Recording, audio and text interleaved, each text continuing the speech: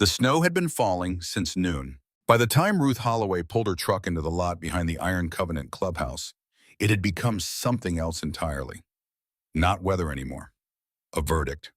The kind of Montana winter that did not ask permission, that came down from the high country and took possession of everything it touched, filling the ditches along Route 9, swallowing the yellow center lines, pressing the tree line back into a gray wall that had no depth, no distance, and no mercy. Ruth had driven in worse. She had driven in worse at 72 years old, with her left knee aching the way it ached when the barometric pressure dropped fast, and her hands on the wheel doing the automatic, precise work that 40 years of muscle memory produced without requiring thought.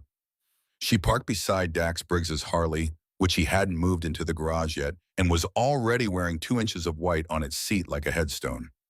She looked at it for a moment, then she grabbed her kit bag from the passenger seat and went inside. The kit bag was black canvas soled, the strap worn to a gray softness at the shoulder contact point. It had been her husband Earl's first field medic bag from his Army days that he'd repurposed when he came home, and then she'd repurposed it when he died, and she had carried it everywhere in the 12 years since, because she was a practical woman, and it held what she needed, and she did not believe in waste. Inside tonight, a blood pressure cuff, 2 rolls of gauze, medical tape, a suture kit she'd restocked from the pharmacy in Missoula last month, antiseptic, a pen-light, disposable gloves, and a bottle of Tylenol, down to 9 tablets that needed replacing. She pushed through the side door into the warmth of the clubhouse and stood in the entry hall for a moment, letting the cold fall off her coat. She listened to the building the way she always listened when she first arrived, reading it, the way she read any environment with the specific calibration of a woman who had spent 38 years understanding that a room told you things before anyone in it said a word. Tonight the room said ordinary, the low, comfortable warmth of men who had settled into the evening the way men settle into evenings that have no particular requirement of them. She had come to recognize the difference between that sound and the charged quality of a room managing something hard. She was about to be wrong about that. She had been coming here 3 evenings a week for 4 years. Not as a club associate, not as anyone's woman, but as the person who kept the equipment running. The old EMT defibrillator that Dax had bought at an auction in Billings and that nobody else in the club could service properly. The industrial first aid cabinet that needed quarterly restocking and calibration. The blood pressure monitor and the glucose kit that Doc Reardon had requested when Hector Cruz developed a borderline reading 2 years back and hadn't seen a physician since. She came because Dax Briggs had asked her, and she had said yes because Earl had said yes to this club for 15 years before he died, and because she was a retired nurse practitioner with too much time and not enough to do with her hands, and because the men in this building treated her the way men treated women who had earned their respect rather than inherited it. She hung her coat on the hook beside the door. Dax was at the far end of the bar when she came in. He was 44 and built the way some men are built, who have spent a decade and a half being used hard by a world that required something concrete from their bodies. Not large for the sake of it, functional large, the kind of broad through the shoulders that came from actual work.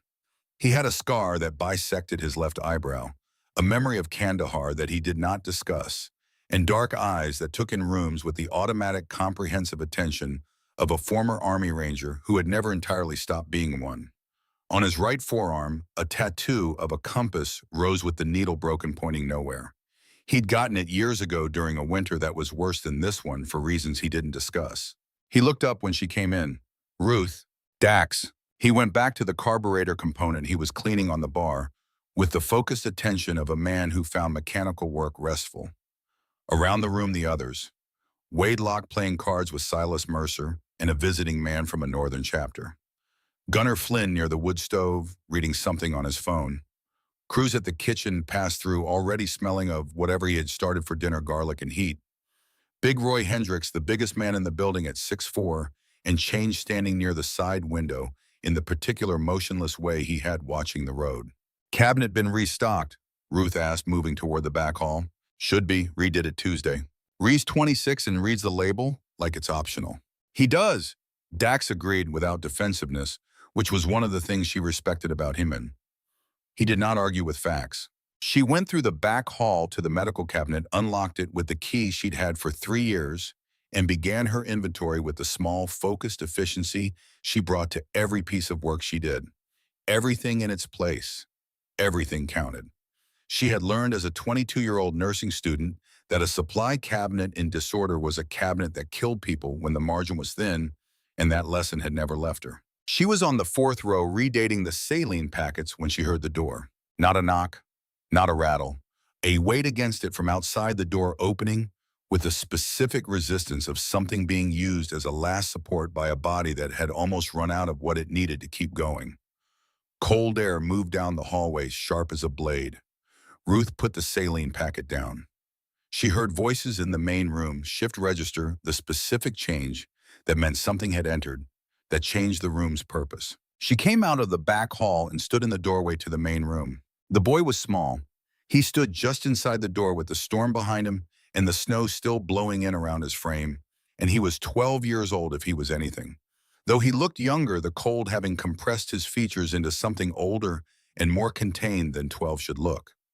He wore a navy jacket 2 sizes too large with a broken zipper, and beneath it a gray sweatshirt with letters gone to ghost marks from washing. His jeans were soaked to the knee. His shoes were canvas, the kind of shoe that had no right to exist in a Montana winter, and they left wet, dark prints on the wood floor. He was holding a child against his chest with both arms locked together at the back. The grip of someone who had been holding on for a very long time and had decided to keep holding no matter what the arms required. The child was small enough to almost disappear against him, wrapped in a blanket that had once been yellow, and was now the gray of roads and cold, one thin arm loose, where it had slipped free, hanging without motion. The boy looked at the room. He looked at the men. He did the calculation that children do, taking in the leather the size of them, the specific atmosphere of a space that did not routinely contain children. And then he did the thing Ruth recognized immediately, and that stopped her cold in the doorway. He did not flinch. He had flinched before she could read that in him, had learned the physics of flinching and practiced his way past it, because flinching in the presence of dangerous men had taught him nothing useful. What he did instead was look at the room with the flat, systematic assessment of someone who had crossed off every other option and was now here and needed this to work. His lip was split. The bruise on his left cheekbone was new and deep. There was a cut above his right eyebrow, thin at an angle inconsistent with falling. Ruth's eyes moved across all of it in 2 seconds, the way trained eyes do, cataloging without staring the professional inventory she had never stopped doing.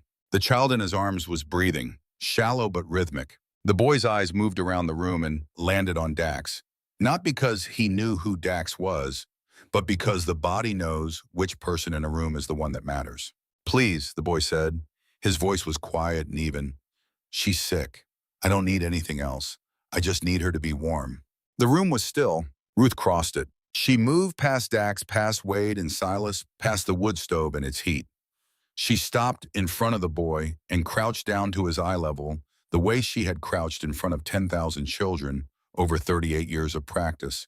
The automatic repositioning of a body that understood that height was power, and that power was the last thing a frightened child needed. "My name is Ruth," she said. "I'm a nurse. Can I look at her?" The boy stared at her. Something moved in his face, a recalibration. He had expected men. He had steeled himself for the particular math of men and had arrived with a script prepared for that math. And here was a woman, old white-haired, crouching in front of him with steady hands and a voice that had the specific texture of someone who had seen a great deal and had not yet been destroyed by any of it. "Ethan," he said. "My name is Ethan. She's Lily. She's 6. How long has she been like this?" "Coughing since last Thursday. The fever started yesterday." He paused. "She ate some crackers this morning. Nothing since." "Has she been awake today?" "Twice, not for long." Ruth reached out and touched the back of her fingers to Lily's forehead, then her neck, then the pulse point at her small wrist. The child stirred, one eye open, clouded with fever, and then closed again. Her breathing was shallow, but the rhythm was consistent. Ruth moved her fingers to the glands below the jaw, palpated gently, felt the swelling there. "She needs warmth and fluids," Ruth said, standing. She looked at Dax. "I need the back room. I need hot broth if there is any, or someone needs to start some. I need an extra blanket and the space heater from the supply closet." Dax was already moving. He did not ask questions when Ruth gave medical instruction, because in 4 years she had never been wrong about anything medical, and he was a man who learned from data. He said one word, Cruz. Cruz appeared from the kitchen doorway, and Ruth said broth, now hot, and Cruz disappeared without comment. Wade was already moving down the hall for the extra blankets. Gunnar had the space heater out of the supply closet before Ruth had finished the sentence about where it was. That was the thing about this club. When something actually needed doing, they did it. No committee, no posturing, just the clean, efficient movement of people who had been in enough real situations to understand the difference between noise and action. Ruth turned back to Ethan. He was still standing in the middle of the room with his sister in his arms, the door closed now behind him, and he was looking at her with the expression of someone who had knocked on enough doors that had opened wrong that he was not yet prepared to believe this one had opened right. "Come in the back," she said. "Let's get her lying down." He followed her. She noticed he checked the exits as he moved through the room. She noticed he registered every person's position. She noticed his shoes scraped on the wood floor, and he did not look down at the sound of them. And she understood that he had been wearing wet shoes for a long time tonight and had stopped noticing. The back room had a cot and a folding table, and adequate heat once the space heater got going. Ruth arranged the coat, folded back the blanket, and nodded at Ethan. He set Lily down with the care of someone who had done this many times, the practiced gentleness of a child who had been his sister's primary handler for longer than 12-year-olds should have that role. Lily stirred when she left his arms, made a small sound, reached with one hand that found nothing, and then found Ethan's fingers, which he gave her, automatically curling his hand around hers and staying close while Ruth began her proper assessment. She worked efficiently and quietly. Temperature 102.8 elevated, but not critical. Throat red glands, swollen lungs clear on the right, some congestion in the lower left, suggesting early bronchial involvement. Not pneumonia yet, close enough to watch carefully. She checked Lily's eyes, her reflexes, her skin, color of the capillary refill. She checked her abdomen gently, and Lily winced at the upper left quadrant, which Ruth noted. She sat back and looked at the child, then she looked at Ethan. "She's going to be all right," Ruth said. "The fever needs to come down and she needs to stay hydrated. She needs to stay warm and still." Ethan's jaw did something, a brief compression, the specific muscular response of someone absorbing news they have been afraid to hope for. "What about you?" Ruth said. "I'm fine." She looked at his cheek. She looked at the cut above his eyebrow. She looked at his forearms, where the oversized jacket had shifted when he'd laid his sister down, and she saw the bruising there, the pattern of it, and she went very still inside in the specific way she had learned to go still when the thing she was looking at required full attention and no reaction. Old bruises layered under new ones, patterned, not from falling. "I'm fine," Ethan said again, flat, practiced. "I hear you," Ruth said. She did not press. Pressing in the first minutes taught a child to shut down rather than open up. "Cruz is making something hot. You should eat." She came back into the main room and found Dax at the bar. She set her kit bag on the stool beside him and pulled on a fresh pair of gloves and began documenting what she'd assessed, writing on the notepad she kept in the bag's front pocket, the habit of a woman who had never stopped charting. "Fever, early bronchial congestion, undernourished," she said, keeping her voice below the room. "She'll be all right with proper care tonight." Dax looked at her. "And the boy?" Ruth wrote a number without looking up. Bruising on both forearms patterned, not from falling. The cut above his eye came from something with an edge, a ring or a belt buckle. She paused. "There's old bruising under the new, yellow-green 3 weeks minimum." The room around them had reconfigured itself in the way that rooms do when people are pretending not to listen while listening completely. Cards had stopped moving. Gunnar had not looked at his phone in 4 minutes. Dax said nothing for a moment. He had the stillness of a man who was containing something very large in a very small space. "Where'd he come from tonight?" he said loud enough to carry. Ethan appeared in the doorway. He had the posture of a child who had decided to answer honestly because the calculation had resolved in favor of honesty. "Hargrove Place," he said, "east of town. Dale and Sandra Hargrove. We've been there 2 years." "You run?" "Yes." "In this weather?" "Yes." "How far?" 4 miles, maybe a little more. I know the roads." Ruth looked at the boy's shoes again.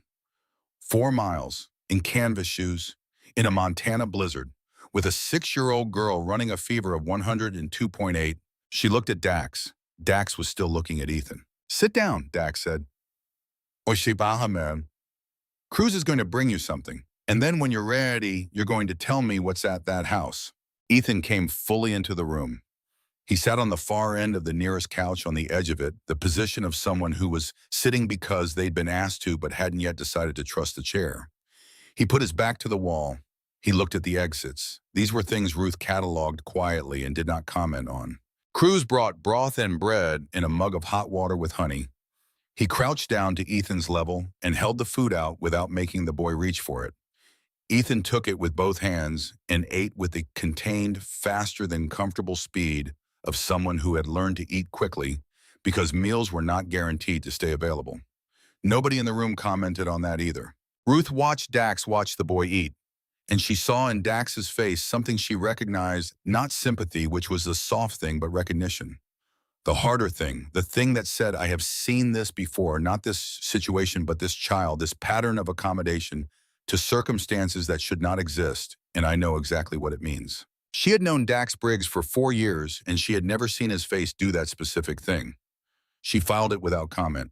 Lily woke while Ethan was still eating, awoke in the back room with a thin, frightened sound that brought Ethan off the couch before Ruth had taken 2 steps. He was in the back room in 4 seconds, and Ruth was behind him. And when they came through the door, Lily was sitting up on the cot with her eyes wide and her face doing the pre-cry compression of a child who was going to start screaming in approximately 3 seconds. Hey, Ethan said. Lil, look at me. She looked at him. The pre-cry compression stopped. It was the most efficient thing Ruth had ever seen a child do. No preamble, no explanation, just the pure force of a sibling relationship so practiced and so load-bearing that it operated below the level of language. Lily looked at her brother, and something in her face that had been about to fall apart simply didn't. Where are we? Lily said. Her voice was the voice of fever and exhaustion, thin paper textured. Safe place. These are good people. Lily looked past him at Ruth. She looked at Ruth's white hair, her steady hands, her face. Children read faces very accurately. Ruth knew this, and she relied on it, now meeting the girl's gaze with the neutral warmth of someone who was not going to perform concern for her, just have it. You're the nurse, Lily said. Yes. My teacher is a nurse too. She gives out Band-Aids. I have Band-Aids, Ruth said. Lily considered this. Okay, she said and lay back down. Ethan sat on the edge of the cot and Lily put her hand in his, the automatic returning to the anchor point, and was asleep again in less than 3 minutes. Ethan watched her until her breathing evened out, and then he looked at Ruth with the controlled composure of a 12-year-old who had been managing his own fear all night and was now in a room where he didn't have to manage it alone and didn't quite know what to do with that. She's going to be okay, Ruth said again. I promise you. Ethan looked at her. You don't make promises you can't keep, he said. It was not a question, it was an assessment. No, Ruth said, I don't. He seemed to decide something. He looked at his sister's sleeping face and then back at Ruth. I've tried to get help before, he said, 3 times. Tell me, Ruth said. He told her. He told it with the flat, careful ordering of someone who had rehearsed the account so many times that the sequence had been stripped of approximation and left only the verified facts. He told her about Mrs. Aldridge, the school counselor, with the kind eyes and the poster about safe adults who had listened and written things down and reported it properly and to whom nothing happened afterward. He told her about the neighbor, Mrs. Petrosky, who had called the police when Lily stood on the porch in January without a coat, and about the officer who had come and gone and shaken Dale Hargrove's hand at the door. He told her about the hotline in Missoula, the 40-minute call, the case number he had written in pen on his own arm and refreshed every few days so it wouldn't fade. He pushed up his sleeve. The numbers were there, faded but legible, small and careful in the handwriting of a child who had learned to treat information like currency. Ruth looked at the numbers. She looked at the bruising above them. She looked at the boy's face. She had been a nurse for 38 years. She had worked in emergency rooms, in rural clinics, in school-based health centers, in home care and hospice. She had treated trauma patients, in domestic violence patients, in children from circumstances that had no names adequate to what they were. She had, over the course of a long career, developed the specific internal arrangement that was required to do that work without being destroyed by it, the ability to feel what you felt and keep your hands steady at the same time. She was keeping her hands steady now. 2 years, she said. 2 years and 3 months, Ethan said. Precisely. The kind of precision that came from counting. And Lily. She was 4 when we got placed there. He looked at his sister. She doesn't remember the first part. A pause. I do. Ruth sat with that for a moment. Then she stood up, straightened her spine in the way she straightened it when there was work to be done, and the work was going to be considerable, and walked back into the main room. Dax was at the bar. He looked at her face and she looked at his, and between them passed the entire content of the conversation in the back room without a word being spoken. This was the efficiency of people who had developed the ability to communicate under constraint. I need to check his arms properly, Ruth said, and I need you to understand what I'm looking at. Tell me. Pattern bruising on both forearms. The right arm has 3 distinct impact marks at different stages of healing, which means this has been happening over time. The left arm has an older mark that's almost resolved and 2 newer ones. The cut above the eye is from an edge, not a surface, a ring or a belt buckle. She held his gaze. Someone hit this child in the face with a ring or a buckle. Dax's jaw was still. His eyes were still. Everything about him was still in the particular way that preceded something that was not still at all. He's tried to report it 3 times, Ruth said. School counselor, police state hotline. The case is still open as under review. 4 months. The fire in the wood stove hissed when a draft found it. Nobody spoke. Dale Hargrove coaches high school baseball, Dax said. Ruth looked at him. The weight of the sentence arranged itself. You understand what that means in a town this size, she said. Yeah. Dax looked at the back hallway. I understand exactly what that means. He was quiet for a moment. The carburetor component was still on the bar where he'd left it. He looked at it without seeing it, and then he looked up at Ruth with an expression she had not seen on his face before in 4 years, something that was not tactical or strategic, but personal. The cracking of something that had been maintained, closed for a long time. I had a brother, he said. Younger. His name was Cole. He went through 3 foster placements between ages 8 and 12. He said it without setup, without preamble. The flat accounting of a fact that had been carried for a very long time. The second placement, I was 18, already enlisted. I didn't know what was happening until he aged out and told me. By then the family had moved out of state. He paused. By then there wasn't anything left to do with it. Ruth looked at him. She recognized what it cost to say. Not from the outside academically, in the way you recognize it from having done the same thing yourself, having found the particular place in a conversation where you had to decide whether to say the true thing or the easier thing. Cole, she said. He passed 6 years ago. Motorcycle accident. Another pause. The kind that some people cause on purpose. He said it the way he said everything that was very large.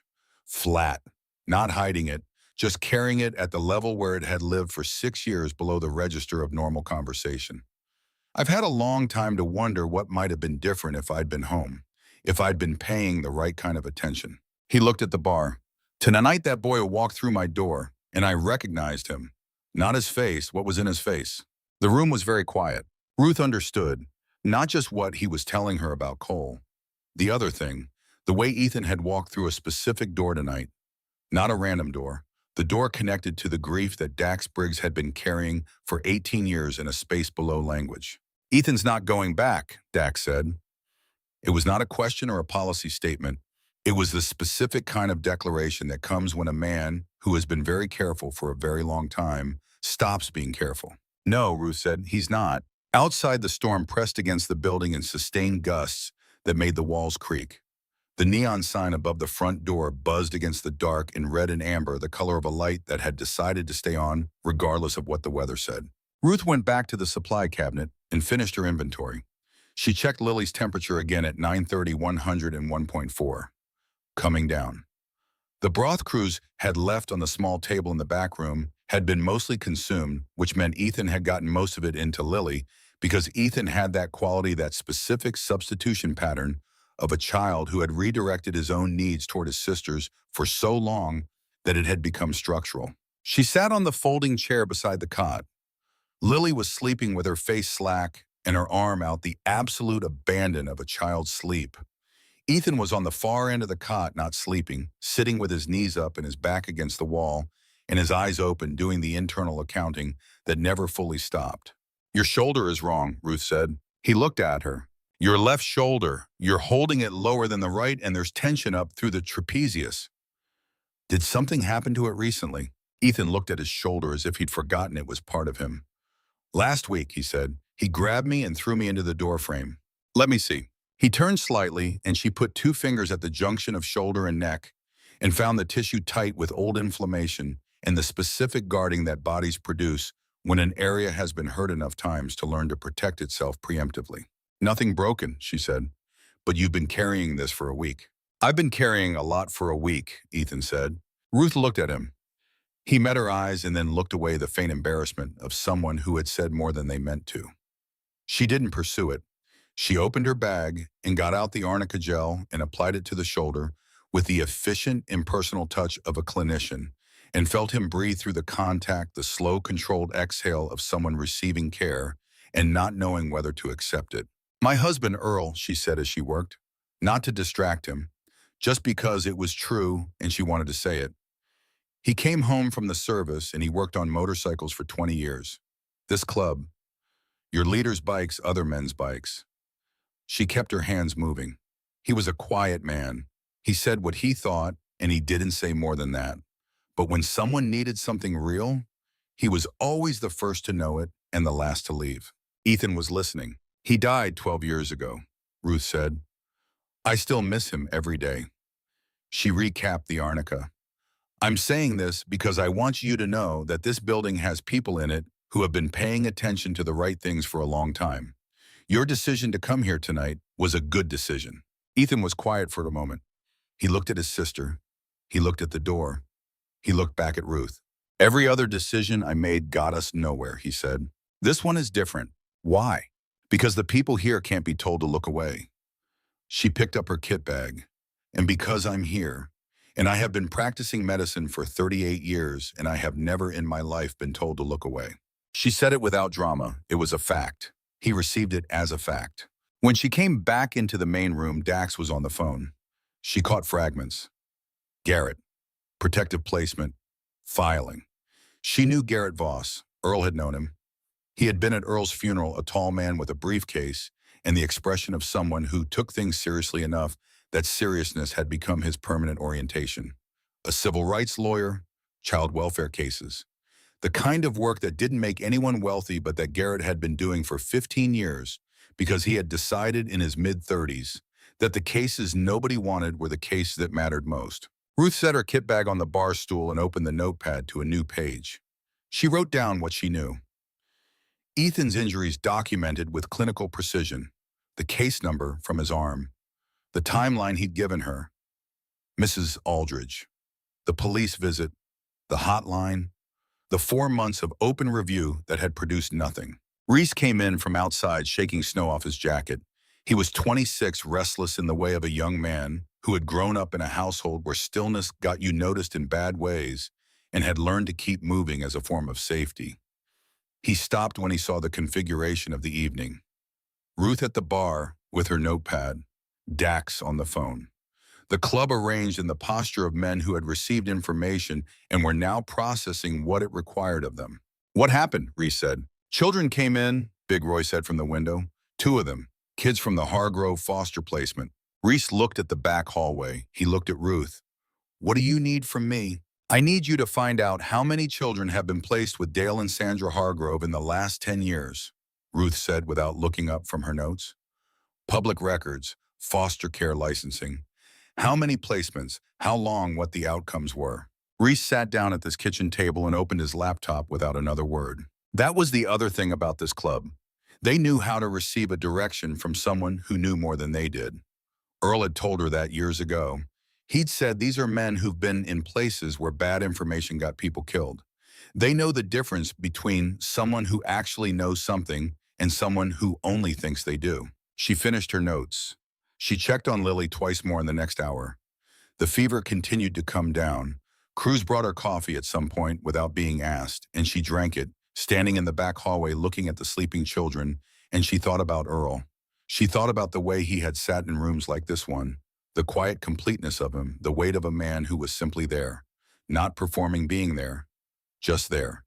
She had not had that in 12 years, and she had learned to function without it, and she was not a woman who pitied herself. But sometimes late at night in difficult rooms, She felt the absence of him like a weather phenomenon, like a pressure differential, like the particular ache before a storm. She put the empty coffee mug on the hallway shelf and went back to work. The building was quiet in the particular way of places where people were awake and purposeful rather than simply unable to sleep. There was a difference, and Ruth had learned to read it. At close to midnight, Reese came to find her. He came quietly with his laptop and sat down across from her at the kitchen table with the expression of someone who had found something and was trying to decide how to present it. Dale Hargrove has been a licensed foster placement provider for 11 years, Reese said. In 11 years, he's housed 23 children. Ruth looked at him. 23. Public placement records. Most of them short stays 3 to 8 months. A few longer. Ethan and Lily are the most recent long-term placement. He turned the laptop toward her. I cross-referenced against DCS inspection records.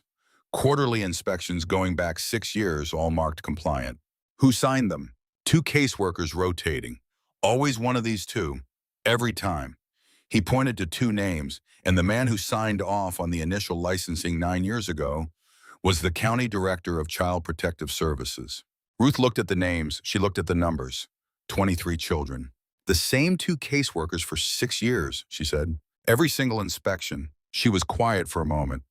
How many of the 23 can you account for? Reese looked at the screen. 6, transferred to other county placements.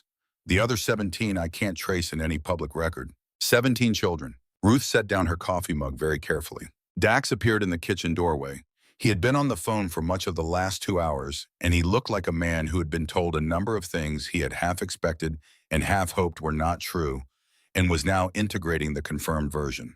Garrett filed for a petition for emergency protective placement, Dax said. Judge in Missoula will hear it at 8:30 in the morning. He looked at Ruth. He needs documentation. Ruth picked up her notepad. He has it, she said. Dax looked at her notes. He looked at her, and in his face was the expression of a man who had a brother named Cole and had carried that weight for 18 years and was looking at a woman who had been documenting the truth for the whole history of one boy's attempt to be heard in one night and who intended to continue. The boy's awake? Dax said. He was asking for you. Ruth went to the back room. Ethan was sitting up on the far end of the cot, Lily still sleeping beside him. And when Ruth came in, he looked at her with the old young eyes and said without preamble, there were other kids. Ruth sat on the folding chair. Tell me. Before us. The Hargroves had others. I saw pictures in the hallway, kids who weren't there when we got placed. I asked Sandra once where they went. She said they moved on to better situations. He paused. She smiled when she said it. Ruth held her notepad. Do you remember any names? She said. There was a boy named Marcus, maybe 10 or 11 in the picture, and a girl with red hair. I don't know her name. He paused. Dale called Marcus a good kid once when he didn't know I heard him. Said Marcus knew how to behave. Another pause. The way he said behave. It wasn't a compliment. Ruth wrote it down. The name Marcus, the red-haired girl, the word behave, and the specific way it had been said. She looked at the boy, at the bruise on his cheek, at the careful way he was sitting, sparing the left shoulder. At his hands in his lap, still now not trembling, not performing anything, just present, just enduring. She thought the people who should have helped this child didn't. The people who had authority and procedure and the institutional machinery of a system built for exactly this purpose had received his case number and sent caseworkers who accepted cookies and shook the right hands and wrote compliant on their forms and left. She thought, I am 72 years old and my hands do not shake, and I have never once in 38 years looked away from what was in front of me. She thought, this is what I am here for. You did the right thing coming here, she said. Every door you knocked on that didn't open. Every caseworker, every counselor, every hotline. You did the right thing at every one of them, and it wasn't your failure that they didn't work. She held his gaze. You hear me? Ethan looked at her. Something moved in his face. A small thing, small as a crack in the surface of something that had been sealed for a very long time. Nobody ever said that before, he said. I know, Ruth said. I should have been somewhere closer when you needed to hear it. I'm saying it now. He looked at his hands. He looked at Lily. He looked back at Ruth. Are you going to stay? He said. Ruth looked at the boy and looked at the girl and looked at the notepad in her hands. Yes, she said, I'm staying. Dax gathered everyone who could get there by 7 the next morning. By 6:50, the main room had filled with the particular density of Iron Covenant. At full attendance, 14 men who had driven or ridden in from 3 different directions through the post-storm cold. Some had been called the night before. Some had simply heard through the compressed communication network of a motorcycle club and come without being asked. They stood or sat in the positions that suited them, and they were quiet in the specific way of men who had been told the shape of a situation and were waiting to be told what it required. Ruth stood at the bar with her notepad. She simply began talking, and the room listened. She told them what she had documented: the injuries, both children, the timeline, the 3 failed reports, the case number on the arm. She told them what Reese had found: 23 children, 11-year, 2 caseworkers, the same signatures on every inspection. The Hargrove Foundation and Robert Prine, and the $70,000 that connected a county director of Child Protective Services to the man he was supposed to be overseeing. Gerald Fitch, and the audit that cleared everything. She told them about the 17 with no traceable outcome. The room was very still when she finished. Not the stillness of people who hadn't expected it. The stillness of people who had known at some level that the world contained exactly this kind of machinery and were hearing for the first time its specific local address. Wade Locke, who had 3 daughters of his own 20 miles east of town, said one sentence: "What do we need to do?" "Be here," Ruth said. "Visible, unmovable. When they come this morning, they need to understand at the first step through that door that they are not going to walk out with those children." She looked at Dax. He nodded once. "And I need someone who can find a man named Marcus Webb," Ruth said. "He's mentioned in the Hargrove placement records. Former placement. He'd be approximately 19 or 20 now. If he's reachable, if he'll talk, his testimony changes everything." Dax looked at Doc Reardon.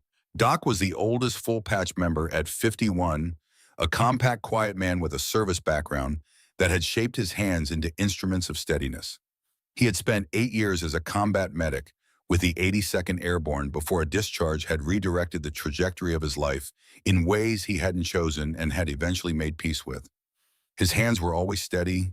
It was not something he performed.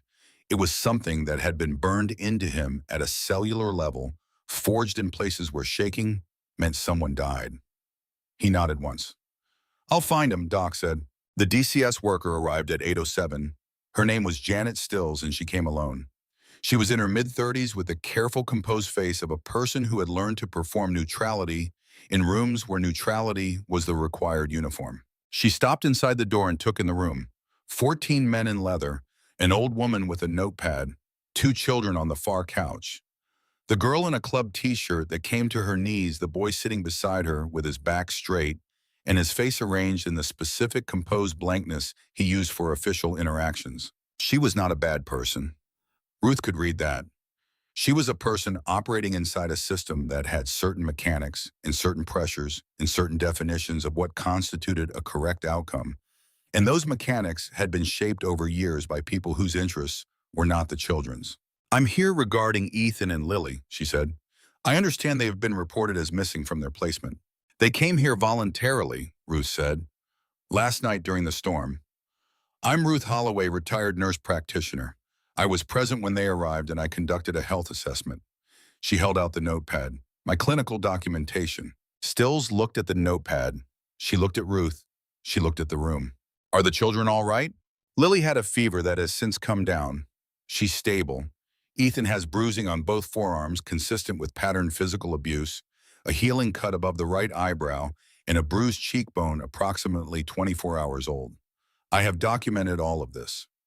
Ruth held the notepad steady. "A petition for emergency protective placement was filed with Judge Morley in Missoula this morning by attorney Garrett Voss." Stills looked at the notepad. She was processing the architecture of the situation: the lawyer, the judge, the documentation, the 14 men behind the old woman. "The Hargrove placement has been inspected quarterly," Stills said. "I know," Ruth said, "by 2 caseworkers who have rotated on those inspections for 6 years, both of whom report to your district director, Robert Prine. I also know about the Hargrove Foundation's disbursements to the organization that Prine oversees." Stills went still. A different kind of still than the professional neutrality she'd come in wearing. "I'm going to need to speak to the children," she said. "You can speak to them with me present," Ruth said. "Ethan is 12 years old and Lily is 6. Ethan has made 3 prior reports of abuse that have not resulted in action. I will be in the room. Stills looked at her. That's not standard procedure. No, Ruth agreed. It's not. Standard procedure is what produced the last 2 years. She held the caseworker's gaze with the direct, unadorned steadiness of a woman who had spent 38 years looking at difficult things clearly. I'm not asking you. I'm telling you. There was a long moment. Then Stills said, all right. Ethan spoke with Stills for 15 minutes. He was precise and direct, and he did not embellish, and he did not minimize. Ruth sat in the corner chair and did not speak except once when Stills asked a leading question about whether Ethan was certain of the source of his injuries. And Ruth said the documentation reflects what the child experienced and what I observed, both of which are consistent. Lily woke in the middle of it, looked at Stills, looked at Ruth, and then looked at Ethan. Is she the one who's going to take us back? Lily said. Ruth spoke first. No one is taking you back today. That's what the lawyer is working on. Today you stay here. Lily looked at Ethan. Ethan gave her the small nod that meant trust this, and she received it and lay back down. Stills looked at Ruth after Lily had closed her eyes. And in Stills's face below the professional arrangement, something that was not entirely the system. Something that was a person inside the system receiving information that the system had failed to receive or had received and filed away and was now receiving again in a room with a nurse's documentation and a child who had just asked the question that way. She left at 9:15. She did not try to take the children. When she was gone, Dax looked at Ruth. She's going to report back to Prine, he said. Yes, which means Prine will know what we have before Garrett finishes filing. Probably. Ruth looked at the door. Good, she said. Dax looked at her with something approaching surprise. Pressure from above changes what middle-level people do, Ruth said. If Prine starts moving to protect himself, he makes mistakes. People in the middle always make mistakes when the people above them start moving. She picked up her coffee. I've seen it in hospital administrations twice. Works the same way. At 10:40, Reese came to find her. I found him, Reese said. Marcus Webb. He's 20 years old, living in Billings, working maintenance at a hotel. He paused. He has a case file with the State Victim Advocacy Office, marked pending review for 14 months. Ruth looked up. 14 months, she said. Yes, Doc's on the phone with him now. Doc was on the phone for 22 minutes. When he lowered it and looked at Ruth, she read his face the way she had learned to read it, the steadiness, fully engaged the way it got when something needed to be held by the steadiness, or it would break something. He'll come, Doc said. He's been trying to speak for 2 years. Nobody withstanding has been willing to listen. What does he have? Doc said it in the direct clinical way of someone who had learned in combat medicine that the worst thing you could do was soften information that needed to land accurately. He told Ruth what Marcus Webb had told the Victim Advocacy Office, what had happened in the room at the end of the hall at the Hargrove house when the men came on Friday nights. Ruth listened. She stood in the hallway with her back very straight and her hands at her sides, and she received the information in the full, careful, comprehensive way that she received all difficult information with the complete interior stillness she had developed over a career that had required her to hear terrible things and remain functional enough to respond to them. When Doc finished, she was quiet for a moment. Then she said, how many children do you think were used that way? Doc looked at the floor. Marcus said he was there for 18 months. He believes there were at least 3 others during his time. Ruth thought about the 17 children with no traceable outcome. She thought about the 14 months of a case file marked pending review. She thought about the system that had received Marcus Webb's account and classified it as requiring further review for more than a year. She went to the kitchen and stood at the counter with both hands flat on the surface and looked at the wall and breathed. Not for emotion. She was doing what she did when information required integration before action, giving the information its proper weight before moving. She straightened up. She went to find Dax. He was in the main room.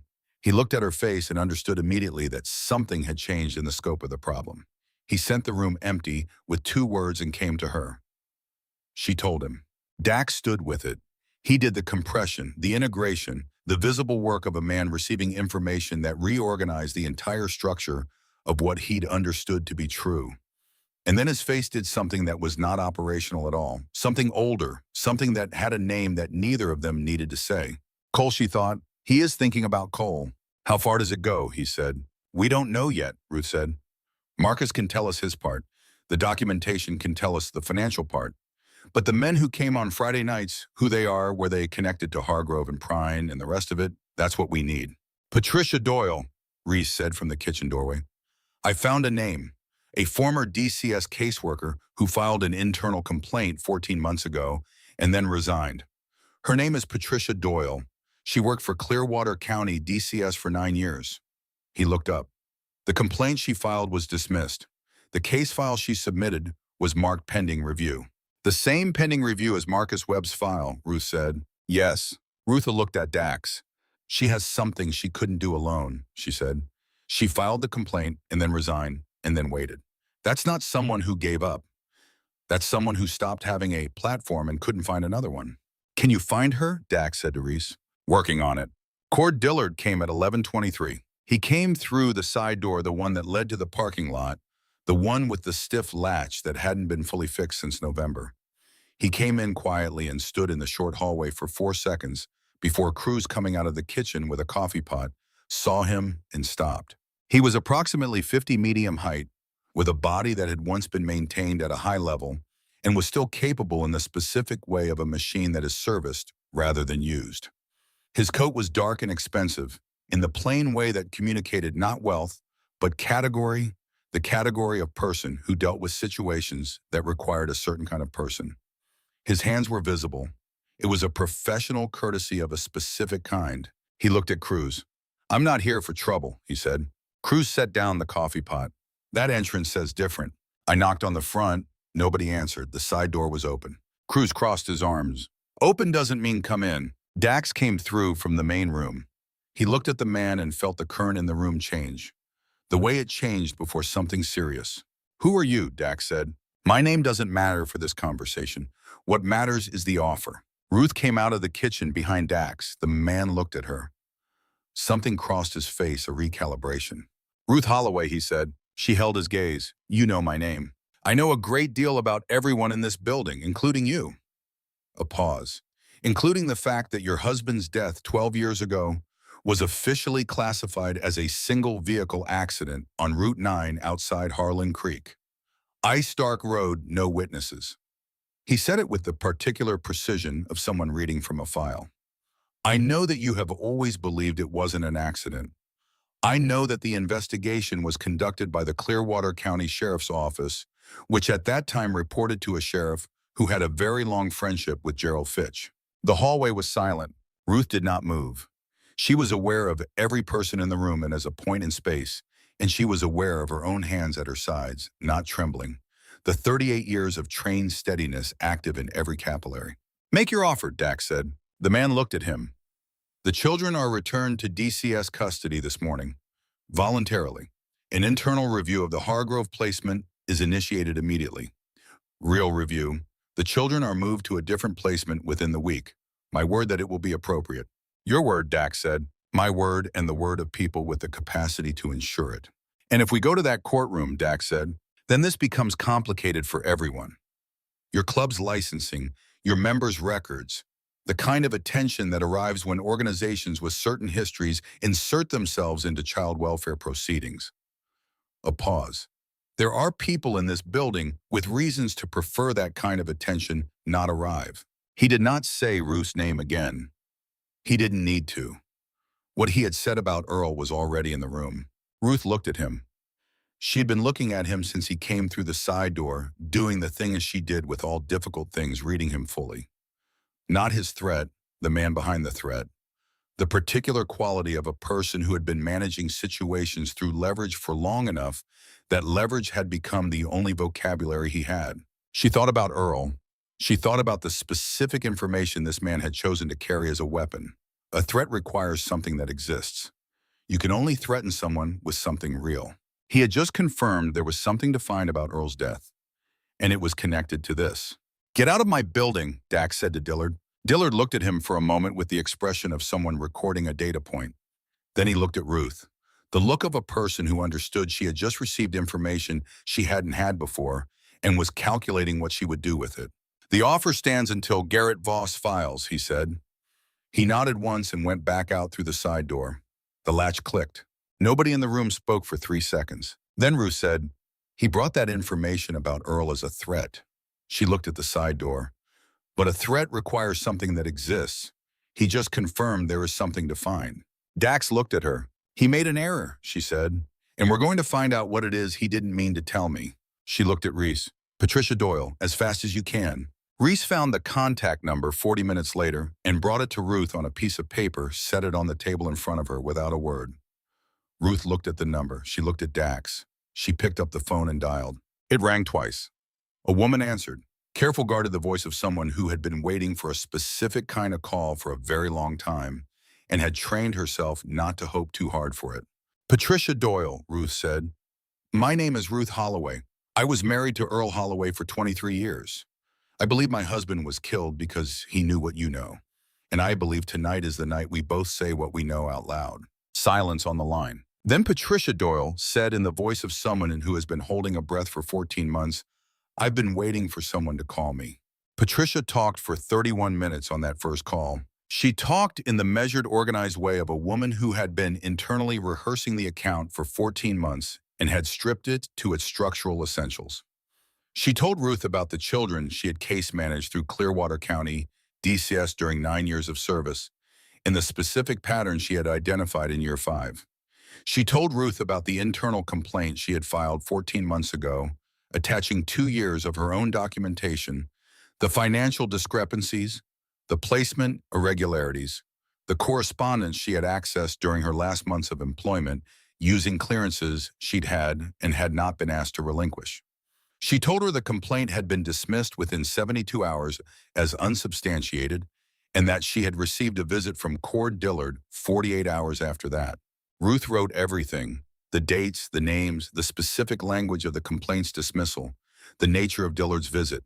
He told me my children's school was a nice school, Patricia said. He mentioned my daughter's teacher by name. That was all he said. He didn't make a direct threat. He didn't need to. No, Ruth said, he doesn't. I have copies of everything I submitted in the complaint. I kept them on a portable hard drive. I've been carrying it with me since the day I resigned. Ruth looked at Dax, who had come to stand beside her. He nodded. Can you get to Harlan Creek tonight? Ruth said. A pause. In the pause, the sound of wind at wherever Patricia was. Outdoor sounds. A woman standing somewhere outside in the cold. I've been sitting in my car since yesterday evening, Patricia said. I'm 40 minutes out. I didn't know whether to come. I was waiting to see if the building was still lit in the morning. Ruth thought about that. A woman sitting in her car in the dark outside a Montana town for hours waiting to see whether the people inside had the staying power to make it matter. The building is lit, Ruth said. Drive careful. The junction's still icy. She hung up and looked at Dax. She has correspondence, Ruth said, between Dillard and the principals. She said that word specifically. Not Hargrove, not Prine, principals. Above them. How far above? She didn't say on the phone. Ruth looked at her notepad. She'll say in person. Reese had also found what he was calling Sentinel, a private placement coordination service that had operated for 4 years out of 3 counties in Montana and Wyoming, brokering between foster families and county DCS offices. It had been voluntarily dissolved after a state inquiry in Wyoming. The inquiry had been led by a state assistant attorney general named David Marsh. Marsh is currently a federal district court judge in Billings. Reese said, his voice carrying the specific flatness of someone reporting information that has reorganized their understanding of something. He would hear any federal case arising from county DCS misconduct in this district. The kitchen was very quiet. Ruth looked at the web on her notepad, the new line being added to it, going upward, now past the county level, past the state levels, toward a bench that was supposed to be the place where all of this eventually got corrected. Someone had built this over years, deliberately using every gap in the system, every point where accountability was minimal and records were opaque, building it to move children through those gaps with documentation and county overrides and dissolved foundations and pending reviews. And somewhere in that architecture, 12 years ago, Earl Holloway had looked at the right things and asked the wrong questions, and had not come home from Route 9. Dax came and sat across from Ruth at the kitchen table. He had the expression she had been watching develop over the last 12 hours, the one that was not tactical and not strategic, but something older and more personal that had been sitting below the surface of him for 18 years. When Cole told me what had happened in that second placement, I was 26, he said. I had enough money to hire a lawyer and enough rage to fill a courtroom, and not one thing I could do with any of it because the statute of limitations had run and the family had moved to Arizona, and Cole didn't want to go through proceedings. He looked at the table. He just wanted it to be over. Ruth looked at him. He just wanted to stop carrying it, Dax said. And so we never did anything. And I spent 6 years watching him carry it anyway. And then he put it down in a way I couldn't stop. He paused. I've been sitting with that since. Ruth did not say anything for a moment. She held the weight of it alongside what she was carrying, the 12 years of Earl, the unanswered question, the specific grief of losing someone to a thing you couldn't see clearly enough to fight until it was too late. You can't fix the thing that already happened, she said finally. What you can do is not look away from the next one. Dax looked at her. That boy in the back room is not Cole, Ruth said. But he needed the same thing Cole needed and didn't get. And he's here. And we're here. She held his gaze. That's what we can do. Dax was quiet for a long moment. Then he nodded. The full deliberate nod of a man making a decision he has been building toward for 18 years and has now finally made. He stood up and went back to work. The night moved through its hours with the particular quality of nights that are both very long and very compressed, the time stretching in the long stretches of waiting and contracting in the moments that mattered.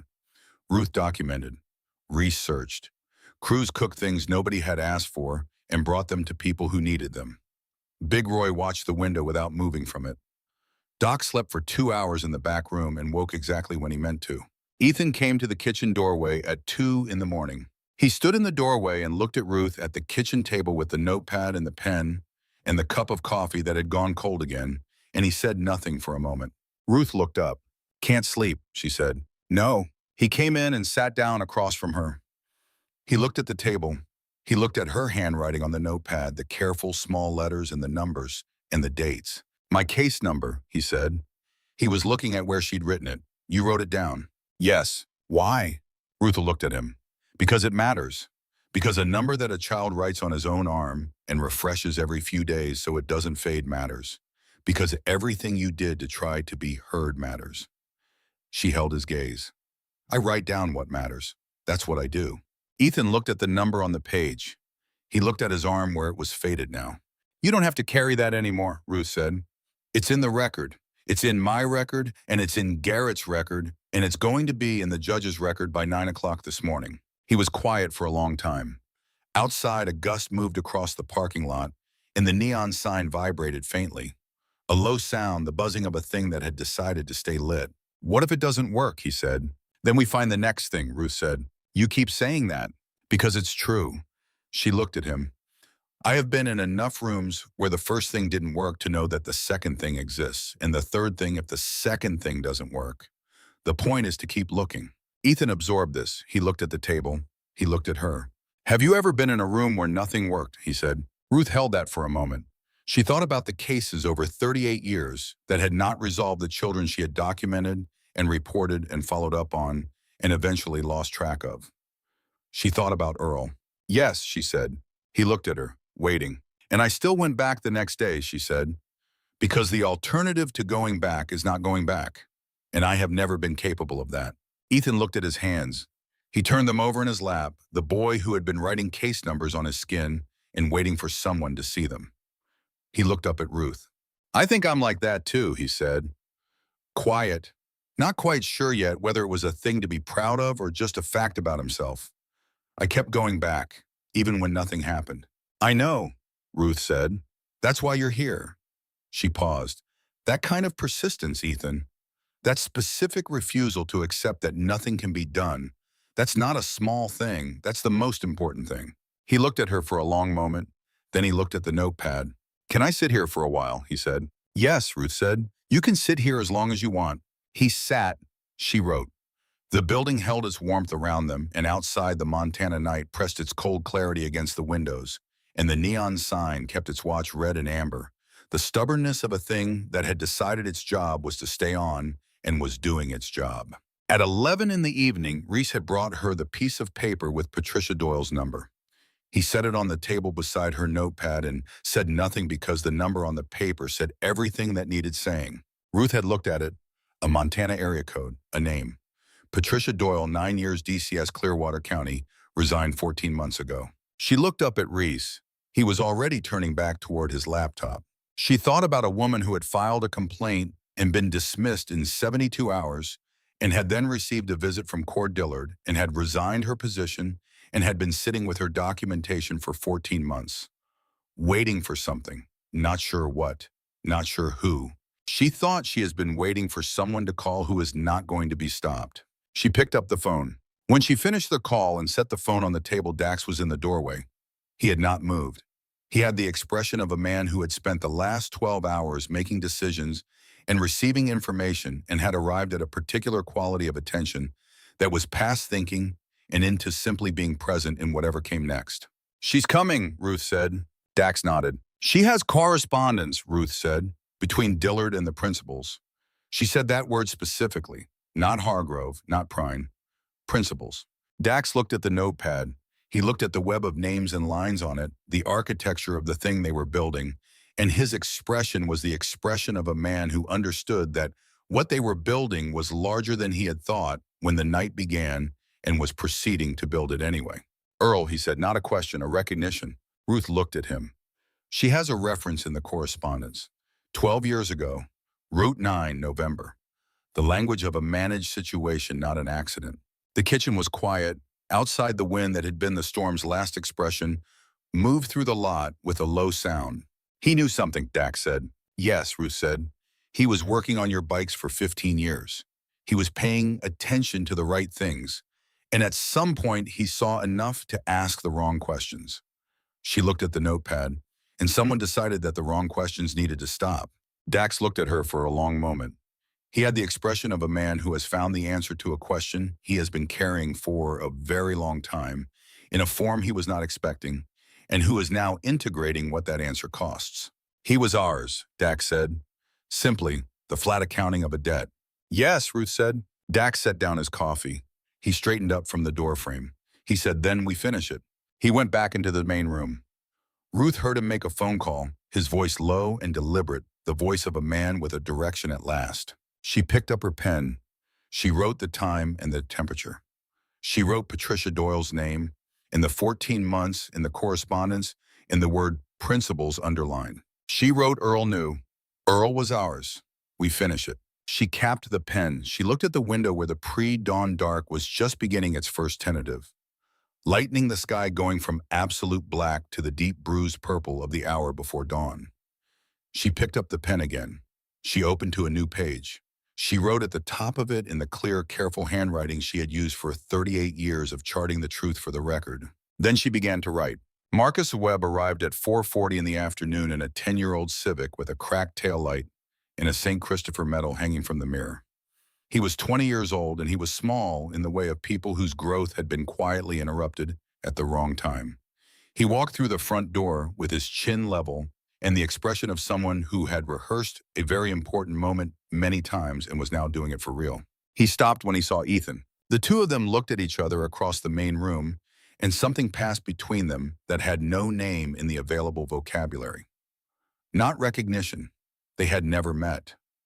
Something more like the moment when a mirror shows you yourself at a different age and from an angle you haven't seen before, and you understand the accuracy of the image. Ruth watched it.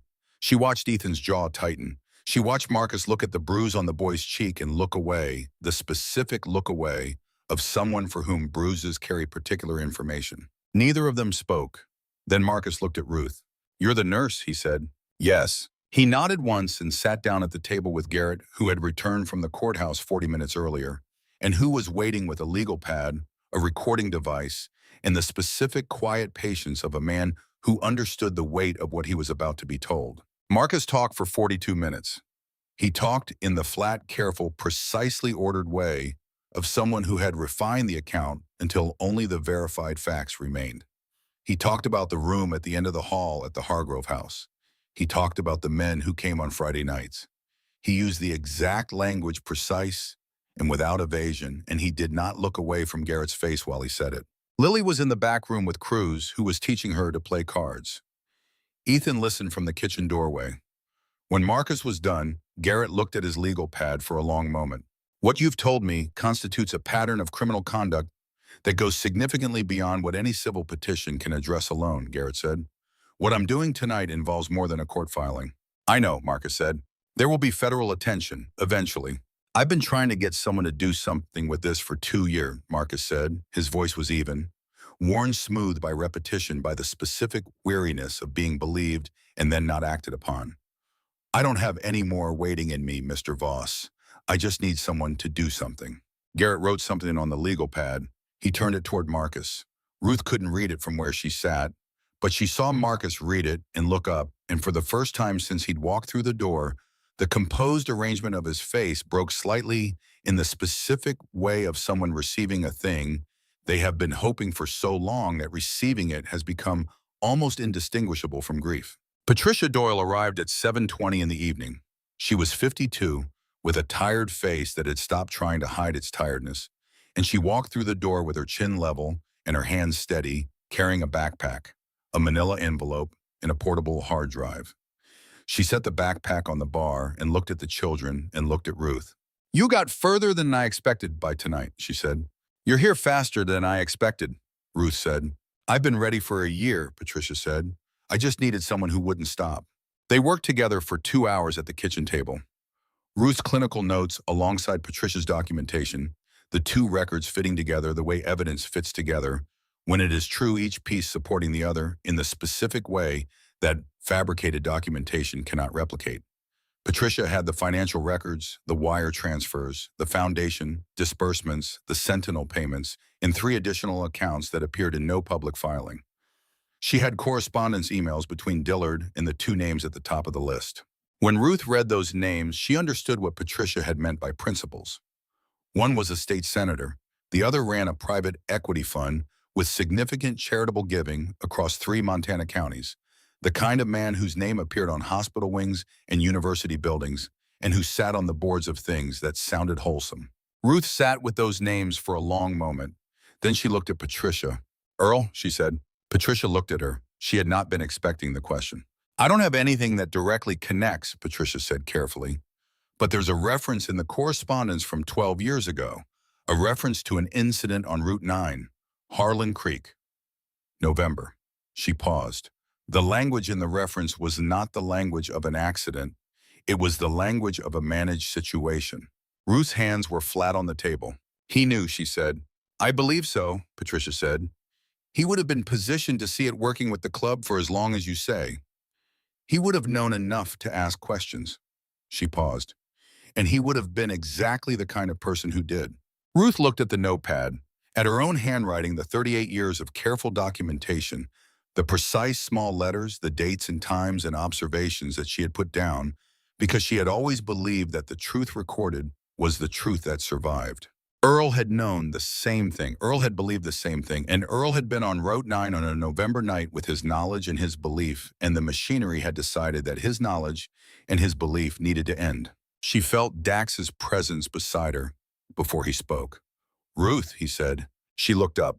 "We're going to finish this," he said quietly. Not a promise. A statement of fact delivered with the particular flatness of a man who had been through enough real things to understand the difference between what he hoped and what he knew. "I know," she said. She picked up her pen. She went back to work. The trucks came at 9:51 in the evening. Big Roy saw them from the window. 2 of them slowing on Route 9, not turning in. The deceleration of vehicles reading a location, confirming it, continuing on.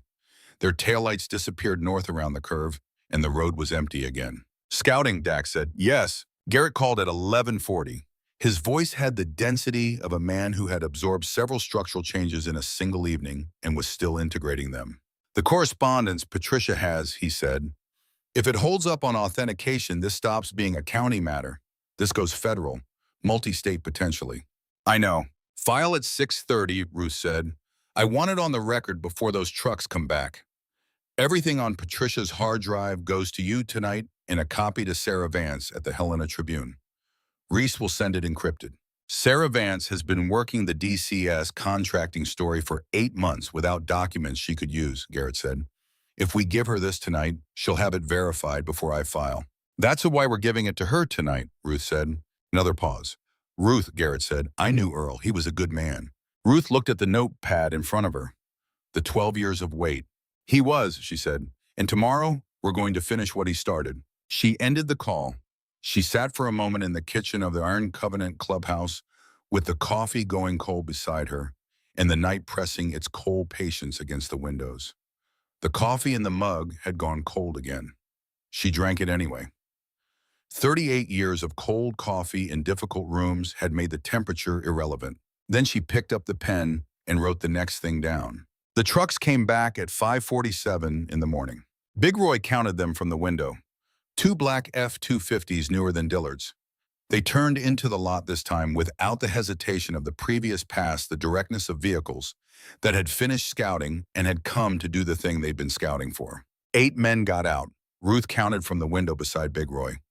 8 moving with the economy of people who had been asked to do a specific thing and had stopped thinking of it as unusual. Garrett files in 43 minutes, Dax said behind her. I know, Ruth said. She looked at the children. Lily was on the back room cot, still sleeping. Ethan was awake, sitting at the kitchen table with a glass of water, and the expression of someone who had been awake for most of the night and had arrived at a specific kind of calm, the calm that comes when there is nothing left to fear because you have already considered all the possible bad outcomes and have decided to be present for them regardless. Cruz was with Lily. He had been with Lily for the last 2 hours, sitting in the folding chair beside the cot because he had made a quiet decision in the middle of the night that his job this morning was the same job as every other evening, which was to make sure the youngest person in the building felt something ordinary and human, while the extraordinary and difficult things happened around her. He had a deck of cards on the folding table beside him, ready for when she woke. Marcus Webb was in the back room dressed and seated the posture of a 20-year-old who had driven 4 hours from Billings to say something true in a room where it would be recorded and used and would not be buried under pending review for the 14th month in a row. Patricia Doyle was at the kitchen table with Ruth's notepad and her own documents in the hard drive. She looked at Ruth when Ruth came in from the window. They're here, Ruth said. I know.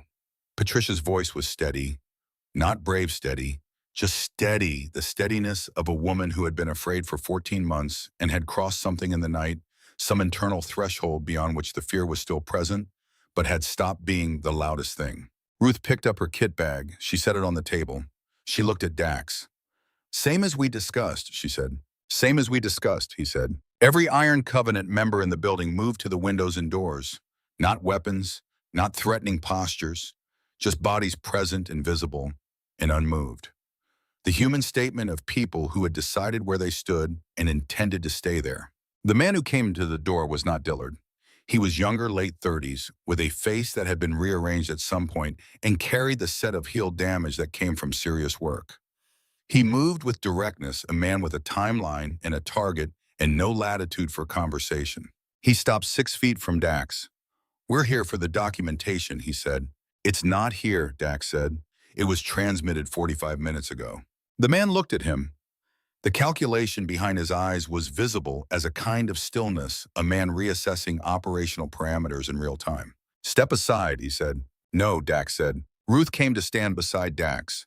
She looked at the man in the doorway, and she held her notepad against her side, and she looked at him the way she looked at things that required clear seeing completely and without flinching. Whatever you were sent here to prevent, she said, you are already too late for. There is a court filing being received in Missoula right now. There is a story being published in the Helena Tribune right now. She paused. And the documentation on that hard drive includes correspondence connecting the people who sent you to 11 years of the specific criminal conduct I do not need to describe to you because you already know what it is. She held his gaze. You have a choice. You can do what you were sent here to do, or you can walk back to those trucks and make a phone call and tell the person on the other end that the window is closed. The man looked at her. He looked at the room behind her, the weight and presence of it, the 14 people who had decided where they stood. He looked at the old woman with the notepad and the steady hands and the 38 years in her face. He was doing the arithmetic. Ruth waited. The first man moved. He stepped toward the door, and Big Roy was there before he cleared the threshold, the full mass of 6'4", a former Navy corpsman, placed between the threat and the building, and the collision sent the man sideways into the doorframe, hard, and the fight that happened in the entrance of the Iron Covenant clubhouse in the pre-dawn dark of that Montana winter morning was not clean and was not brief and was not without cost. Dax took a hit to the ribs in the first 20 seconds. He filed it and moved to the next thing. Wade took one to the jaw that would swell by noon. Doc moved to the back room the moment it started, not asked, just moved. Because Doc read buildings the way he read patients, the automatic triage of a man who had learned in combat medicine that your job was to be where you were most needed before you were called there. Ruth stood back from the entrance with her kit bag open and her hands ready, because her job this morning was the same as it had always been, to be the person who put things back together when the sharp part was over. The fight lasted 4 minutes. It lasted 4 minutes because at 4 minutes and approximately 15 seconds, the Harlan Creek Sheriff's Department arrived. 2 patrol cars lights going the older deputy from 2 nights before, and his partner coming out of their vehicles with the wide, careful posture of men arriving at a scene that was worse than the dispatch had described. They had been parked a quarter-mile north on Route 9 for the previous hour. The older deputy had driven that stretch twice the night before his shift ended and had come back to drive it again before his shift began. He had not told dispatch about either pass. He had simply made a decision alone and had acted on it, the specific kind of decision that people make when they have sat with something long enough that the sitting becomes untenable. The men from the truck stopped. The older deputy looked at the lot. He looked at Dax with blood on his knuckles and Big Roy with the gash above his eyebrow that Doc would close later with butterfly strips. He looked at Ruth in the doorway with her kit bag. "Called it in," the deputy said. "Suspicious vehicles on Route 9. He looked at Dax. "Seemed worth watching." Dax looked at him. "Appreciate it," he said. The men from the trucks were detained. They gave names that were real and connected to nothing that would hold them for long. But they were detained, and in 38 minutes that window would close in a way that made their release irrelevant. Garrett's text arrived at 6:31. Morley's clerk confirmed receipt. Judge reviewing now. 2 minutes later, Reese turned his laptop toward Ruth. The Helena Tribune website. Sarah Vance's byline. The headline was visible from across the room. Ruth read the first paragraph. She read the 2 names. She set the laptop back in front of Reese. She picked up her coffee. It was hot. Cruz had made it fresh 5 minutes ago because Cruz made coffee for people who were working reflexively the way his grandmother had, and Ruth had come to understand over the past 12 hours that Cruz's cooking and coffee making were not incidental to what he contributed to this building, but were in fact the most essential part of it. The thing that said to people who were frightened and exhausted and had been through the worst, "You are in a place where someone will bring you something warm." Lily woke at 7:15. She woke and heard the morning sounds of the building voices, the sound of boots on the floor, the ambient warmth of a lot of people in a space that had decided to be inhabited. She lay on the cot for a moment processing, and then she looked at Marcus Webb, who was sitting in the chair across the room. "Are you one of the people they hurt?" Lily said. Not cruel, direct. The specific directness of a 6-year-old who had been surrounded by adults managing information for 2 years and had developed an accurate internal alarm for when she was not being told the truth. Marcus looked at her. He said yes. Lily considered this. She looked at the ceiling. She looked back at him. "Are you okay now?" Marcus held her gaze. Ruth, who had come to the doorway and was watching, saw him make the specific decision she had seen him make. When he sat across from Garrett, the decision to say the true thing rather than the comfortable thing. "Getting there," he said. Lily nodded, the grave, considered nod of a 6-year-old who has performed a genuine assessment. "Okay," she said. "Do you want to play cards?" Marcus looked at the deck on the folding table. He looked at Lily, and something in his face cracked open in the way that young men's faces crack open when they receive something they did not know they needed. "Yeah," he said, "I want to play cards." The hearing was 3 weeks later. Ruth drove to the courthouse in Harlan Creek in her truck with her kit bag on the passenger seat because that was where the kit bag always rode, and she saw no reason to change the habit on a morning when habits were a form of ballast. She parked in the courthouse lot. The morning was clear, the sky the deep, clean blue of a Montana February that had given up on storms and settled into the honest cold that followed. The courtroom was full. She had expected the legal presence, the reporters, the lawyers positioning for the larger cases to come. She had not fully anticipated the community members, people who had driven in from 2 counties, who had read the Tribune story and the follow-up stories and the wire service pieces that had carried it outward, and who had come because they understood that what had been happening in their county for 11 years was not a county matter, but their matter. And this was the morning it was going to be put on the record in a room they could occupy. 6 steel folding chairs had been added along the back wall for overflow. The chairs behind the petitioners' table were taken by Iron Covenant members, 14 of them in their cuts, in their boots on the courthouse floor, with their hands quiet in their laps, and the particular stillness of men who had decided that their presence in this room was the most important statement they could make, and who were making it without moving. Ruth sat in the front row of the gallery. She had Patricia Doyle on her right and Doc Reardon on her left, and Reese one seat over with a legal pad of his own, because Reese had decided 3 days ago that he was applying to law school and had been carrying a legal pad everywhere since taking notes on everything. Garrett was at the petitioner's table with Ethan beside him. Ethan had asked to be there, not to testify, not that day, but to be present and visible in the room where the case that had consumed 2 years and 3 months of his life was being decided. Ruth had supported the request without hesitation. Ethan had earned the right to be in every room that concerned him. He sat with his back straight and his hands on the table and his chin level. He looked older than he had 3 weeks ago. Not aged, but more present. More of himself taking up more of the space he occupied. Ruth watched him and thought, that is what happens when someone stops spending energy on survival. The energy goes somewhere else. It goes into being a person. She had watched it happen incrementally over the 3 weeks since the emergency placement order. The small daily changes that were not dramatic and would not make any summary version of any story, but that were to a clinical eye significant. The eating pace had slowed. He had started leaving food on his plate sometimes, which is a thing that children who have been fed reliably enough to believe the meal will be there tomorrow can afford to do. He had stopped checking the exits every time he entered a room. Not stopped entirely, the reflex was still there in reduced form, but the frequency had dropped and the urgency had gone out of it. He had argued with Cruz once over something small and inconsequential, and had not afterwards spent 2 hours monitoring whether the argument had produced consequences. He had simply argued and then moved on, which was what happened when you argued with people who were safe to argue with. These were not the markers of healing exactly. They were the markers of a changed environment, which was not the same thing. Healing took time, and the time had barely started.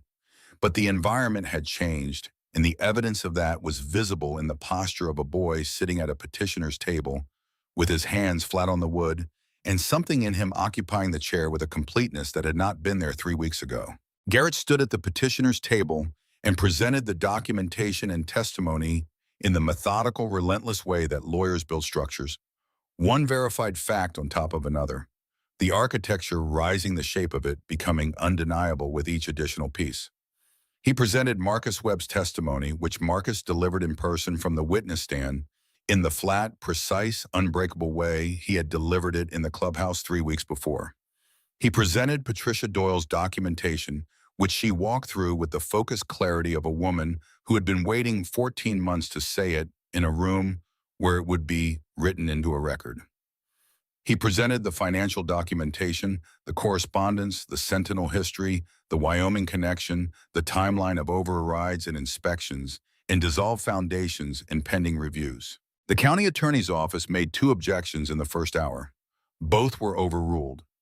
After the second overruling, they stopped making objections. Then Ruth's name was called. She had prepared her documentation and had expected that documentation to speak.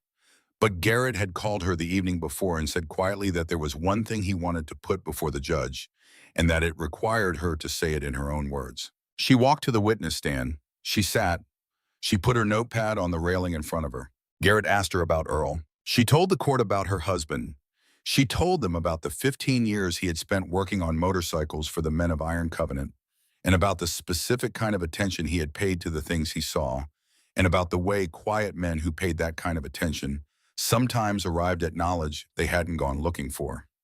She told them about a November night 12 years ago and Route 9 and an investigation that had lasted 2 weeks and had concluded with the language of weather and road conditions. She told them about the reference in Patricia Doyle's correspondence, the language that was not the language of an accident. She told them that her husband had died because he had seen what was happening in Clearwater County and had known too much for the people running the machinery to allow him to keep knowing it. The room was silent. She told them she was entering this testimony because the truth required a witness, and she had been the closest witness to Earl Holloway for 23 years, and she was not going to sit in the gallery and let the truth he had died forgo unspoken in a room where speaking it was finally possible. She said it without tears, not because she did not feel the weight of it, because 38 years of practice had given her the specific tool of maintaining function under the weight of very large feelings, and she was using that tool now in the most important room she had ever used it in.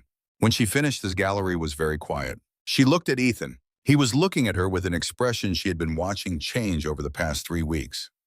The tactical assessment, the old young eyes still present, still the permanent architecture of a boy shaped by what he'd been through, but behind them something else now. Something that was not calculation. Something that was simply him paying attention to something real in the world and finding it true. She looked back at him and held his gaze for a moment across the courtroom.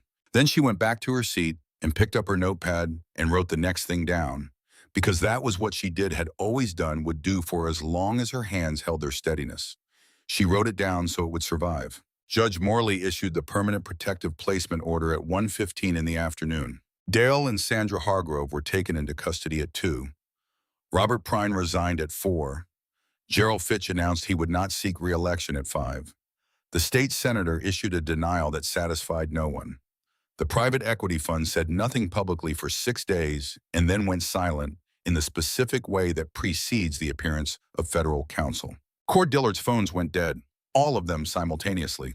Ruth heard about each of these developments in sequence sitting at the bar of the Iron Covenant Clubhouse, with a cup of coffee that kept being refilled by Cruz, who had decided that today was not a day when anyone at this bar should have an empty mug.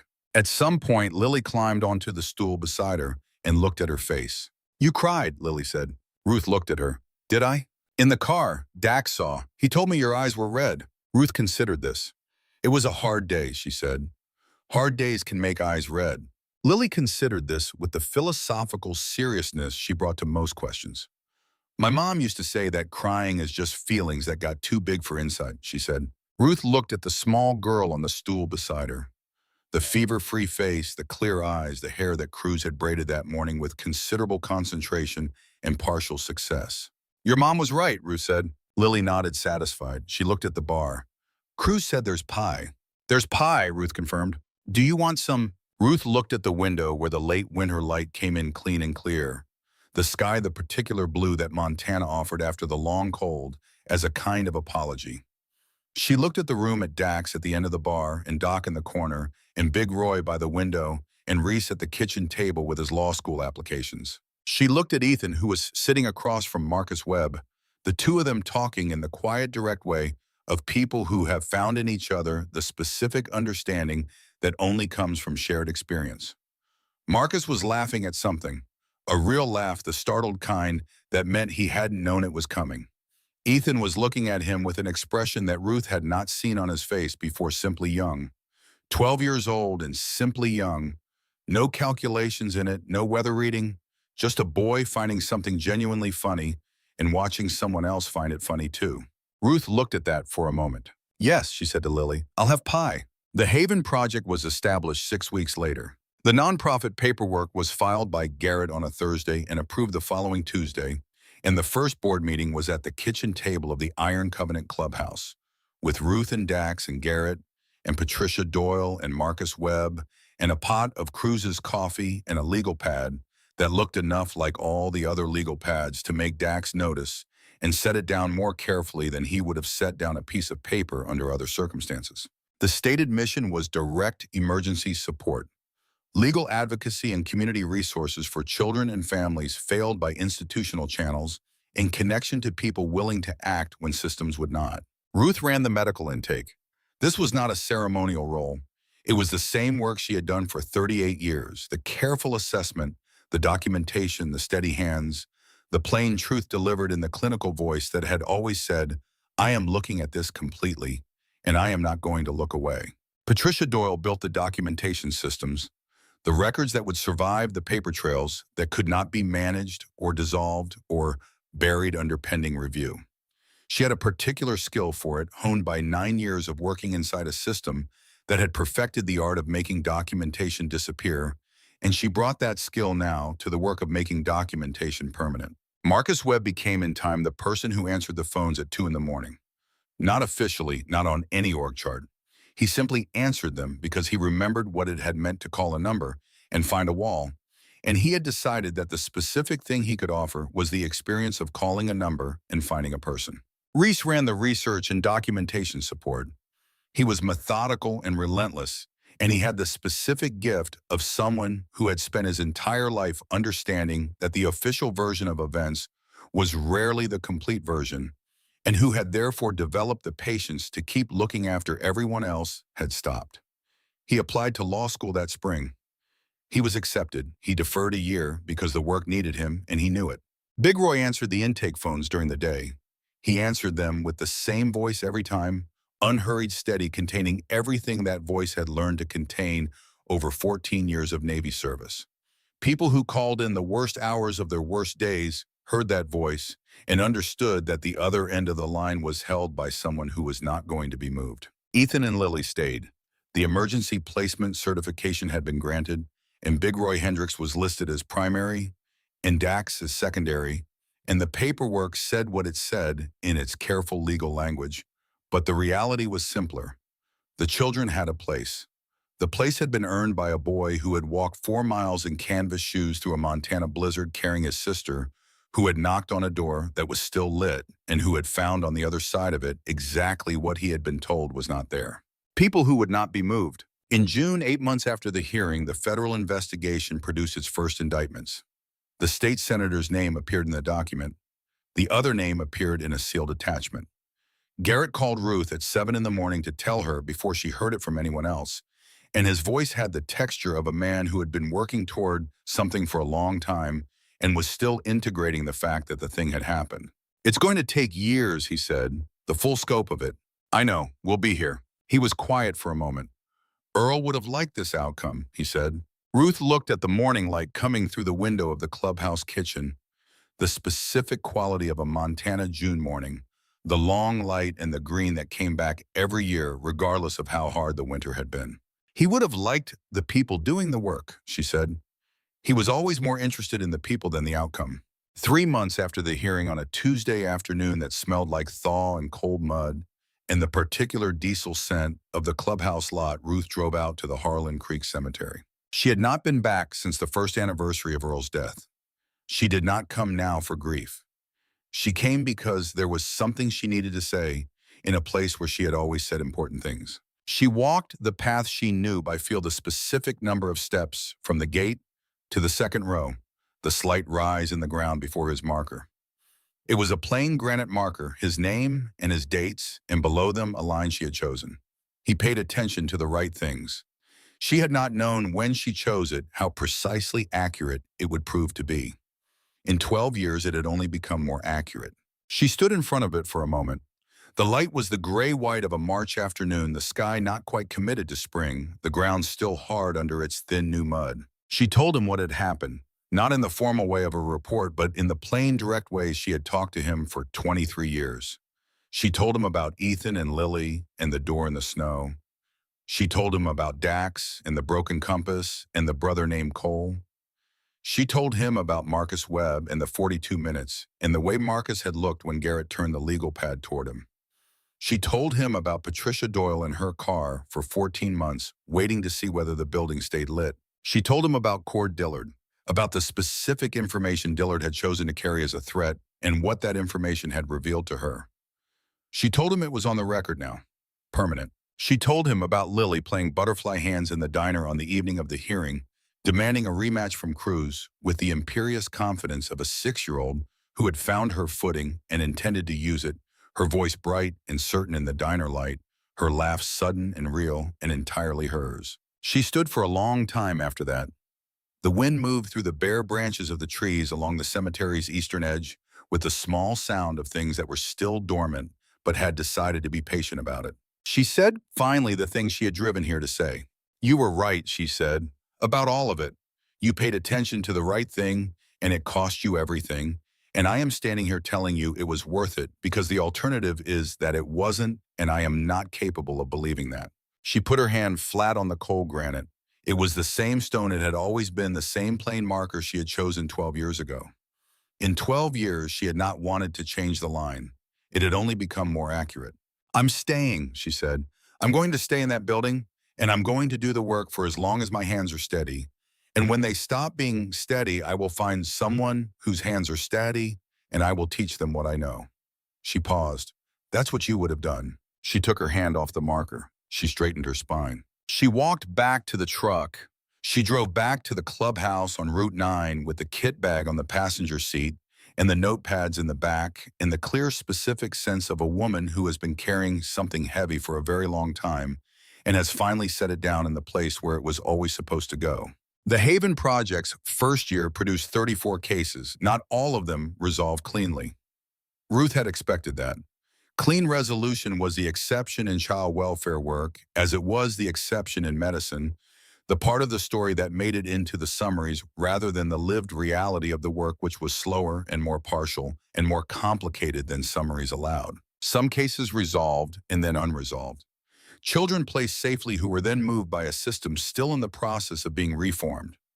Ruth documented every single one in the clear, precise, unsparing way she had always documented things, because the truth recorded was the truth that survived. Some cases did not resolve at all.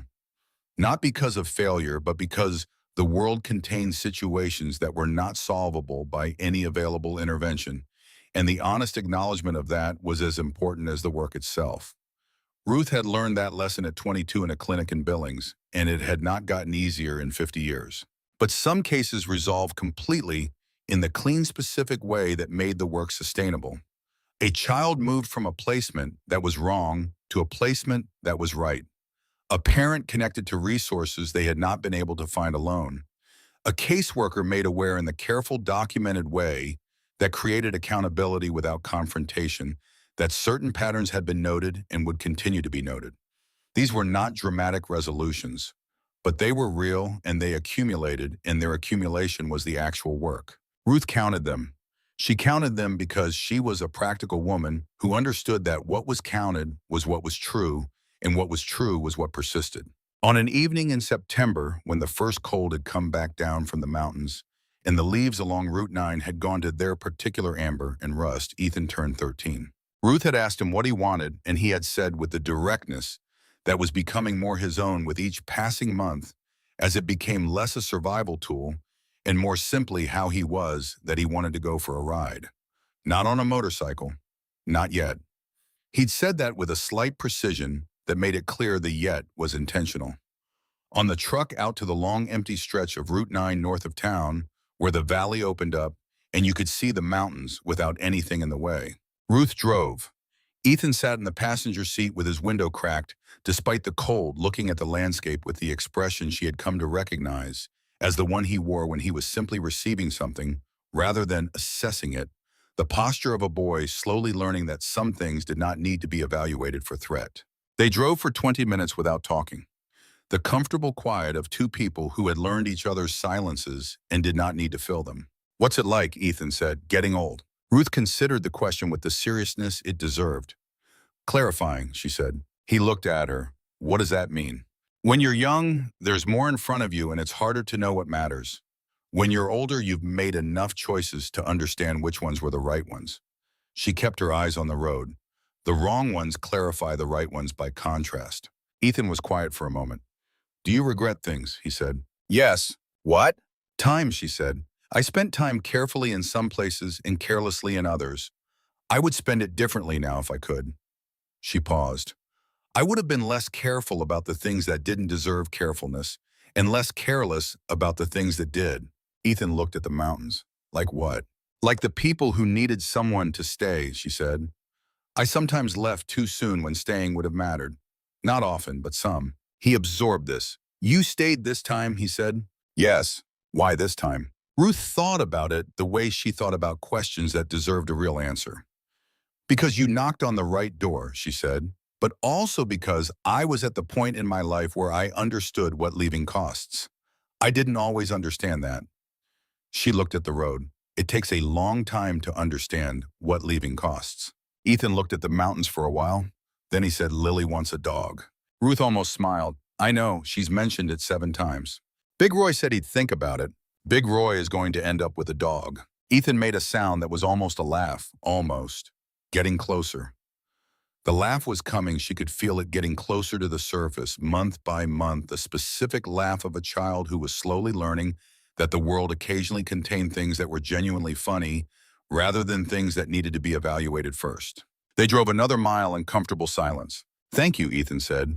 He said it without preamble in the direct way of someone who had decided to say a thing and was saying it. Ruth looked at the road. For what specifically? For staying the first night. For writing everything down. For going to the cemetery. He paused. For what you said in the courtroom about your husband. Ruth held the steering wheel. Earl would have stayed too, she said. He would have been at that bar the minute you walked through the door. He would have been writing things down all night. She paused. You would have liked him. I think I would have, Ethan said, simply, without calculation. They turned around at the edge of the valley where the mountains came close and the road curved north into the high country. On the drive back, the sun was low in the west, throwing long shadows across the road and lighting the amber leaves from behind, so they glowed against the darker hills, the particular beauty of a Montana autumn that required nothing from you but presence. Ruth drove and thought about the word clarifying, about what it meant to reach the end of a long working life and see the shape of it clearly. She thought this is where it was going. All of it. The emergency rooms and the clinics and the years of learning to keep her hands steady under the weight of hard things. The marriage to a quiet man who paid attention and taught her by example that attention was its own form of love.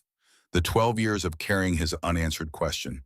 All of it was movement toward this road, in this autumn light, with this child in the passenger seat, and the building back in Harlan Creek, with its neon sign and its warmth, and the work that would continue for as long as her hands held their steadiness. It was enough. It was not a small thing to have arrived at enough. She pulled into the lot at 5:20 in the afternoon, and Lily came running out of the clubhouse in her jacket and her good boots, because she had learned to dress for the weather over the past months, without being reminded one of the dozen small, self-sufficient things she was assembling about herself at 6 years old. She ran to the truck and looked through the passenger window at Ethan. Big Roy said yes, she said. About the dog. He said yes. We have to agree on a breed. Ethan looked at her. He looked at Ruth. He got out of the truck. What kind do you want? He said to Lily. A big one, Lily said with the certainty of someone who had been thinking about this for some time. Big enough to sleep at the foot of the bed. That's most dogs, Ethan said. A really big one, then. They went inside.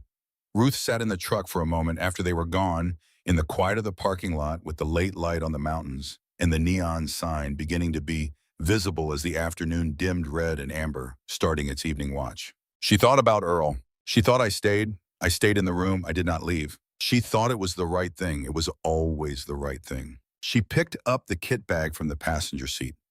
Earl's bag worn soft at the shoulder from years of carrying, and she got out of the truck and she went inside where it was warm. On an evening in December, the first full year after the snowstorm, Dax was sitting on the front step of the clubhouse when the door opened behind him and Ethan came out and sat beside him, because that was the thing they had developed, the habit of the comfortable quiet of two people who had learned each other's silences and did not need to fill them with anything.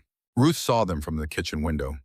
She stood at the counter with a cup of coffee and looked at the two of them on the step, the man and the boy, the broad shoulders of the leather jacket beside the narrower frame of a kid who was 13 now and still growing, and who was out there in the cold in the right jacket, at last the right size and weight for a Montana winter.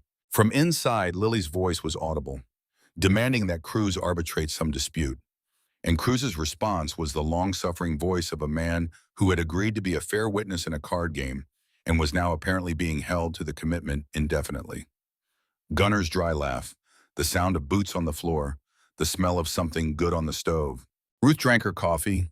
She looked at the neon sign through the window, red and amber, the particular stubbornness of it, the way it kept its light against the dark, not because it was heroic or dramatic or even especially noticed, but simply because that was what it did.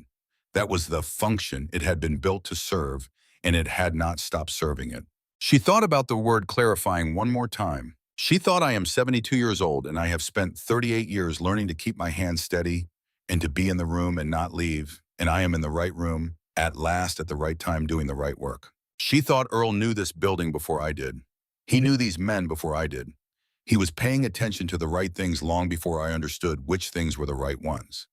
And he left me without meaning to in exactly the place I needed to be, with exactly the knowledge I needed to have to do exactly this. She set down her coffee mug. She picked up her notepad. She wrote the date, the temperature, the quality of the December evening light. She wrote, Ethan and Lily are well. The work continues, the building is warm. Outside, Ethan said something to Dax, and Dax responded. And then they were both quiet again, looking out at Route 9 and the tree line and the clear Montana sky. With its hard, bright winter stars, the two of them sitting together in the cold, in the way that people sit together when there is nothing left that needs to be said. And the saying is not the point anyway. The point is the staying. The point is the being there. The point is the neon sign above the door, red and amber, still going, still doing its job, against the dark. Ruth watched them from the kitchen window for a long moment. Then she turned back to her notepad and wrote the last thing down. Be in the room. Don't leave. She capped her sheet and put it in the kit bag and sat at the kitchen table in the warm building on Route 9 in Harlan Creek, Montana in the first year after the storm, and she was present in it completely, the way she had always been present in the rooms that mattered. It was enough. It was, she thought, exactly enough. Dax had been standing beside the window for the last 10 minutes, watching Route 9, and now he turned and came to the kitchen table and sat across from Ruth. And the expression on his face was the one she had been watching develop over the last 12 hours. The one that was not tactical and not strategic, but something older and more personal that had been sitting below the surface of him for 18 years and had finally found the room it needed to come into. There's a thing I've been carrying, he said.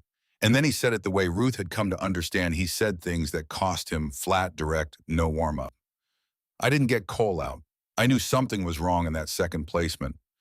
Not what, but wrong. And I told myself I needed more information before I acted. I told myself I needed to be sure. He looked at the table, and by the time I was sure, it was too late to do anything. Ruth looked at him. I have been in enough rooms since then, Dax said, to understand that what I told myself was not actually about being sure. It was about being afraid, of being wrong, of making it worse, of inserting myself into something I didn't have the authority to insert myself into. He looked up. That's a kind of cowardice that wears very good clothes. Ruth was quiet for a moment.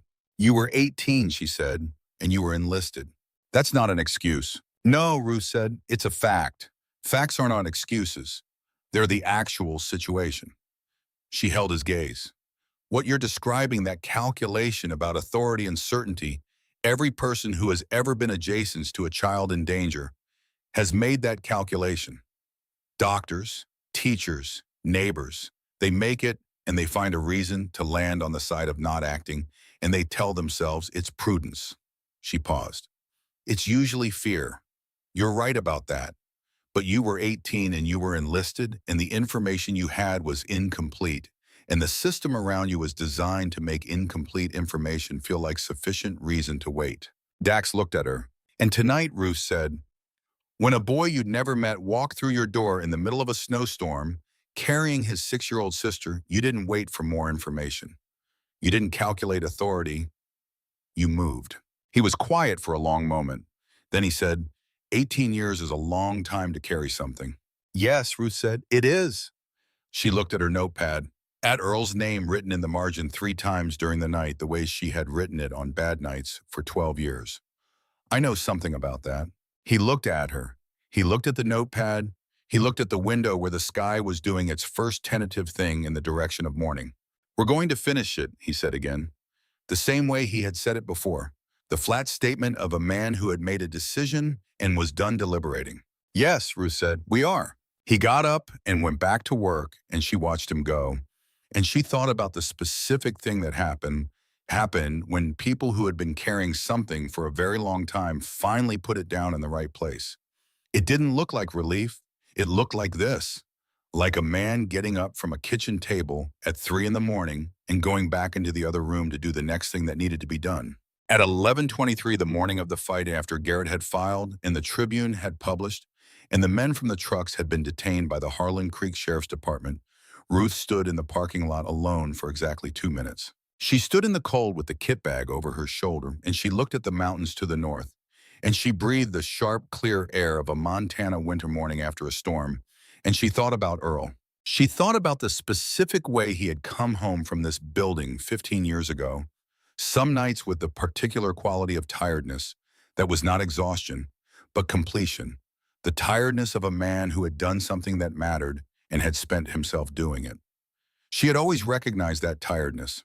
She had loved it in him because it was the evidence of him in the world, at the physical trace of a man doing what he was built to do. She thought, I understand now. I understand what he came home from. She thought, I should have come sooner. I should have been in this building years ago, before the Hargroves, before the Sentinel contracts, before the foundation and the disbursements and the county overrides. I should have been here when Earl was here doing this work alongside him.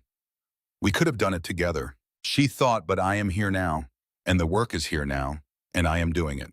She thought that is what he would say. He would say, you're here now. He would say, do the work. She turned and went back inside.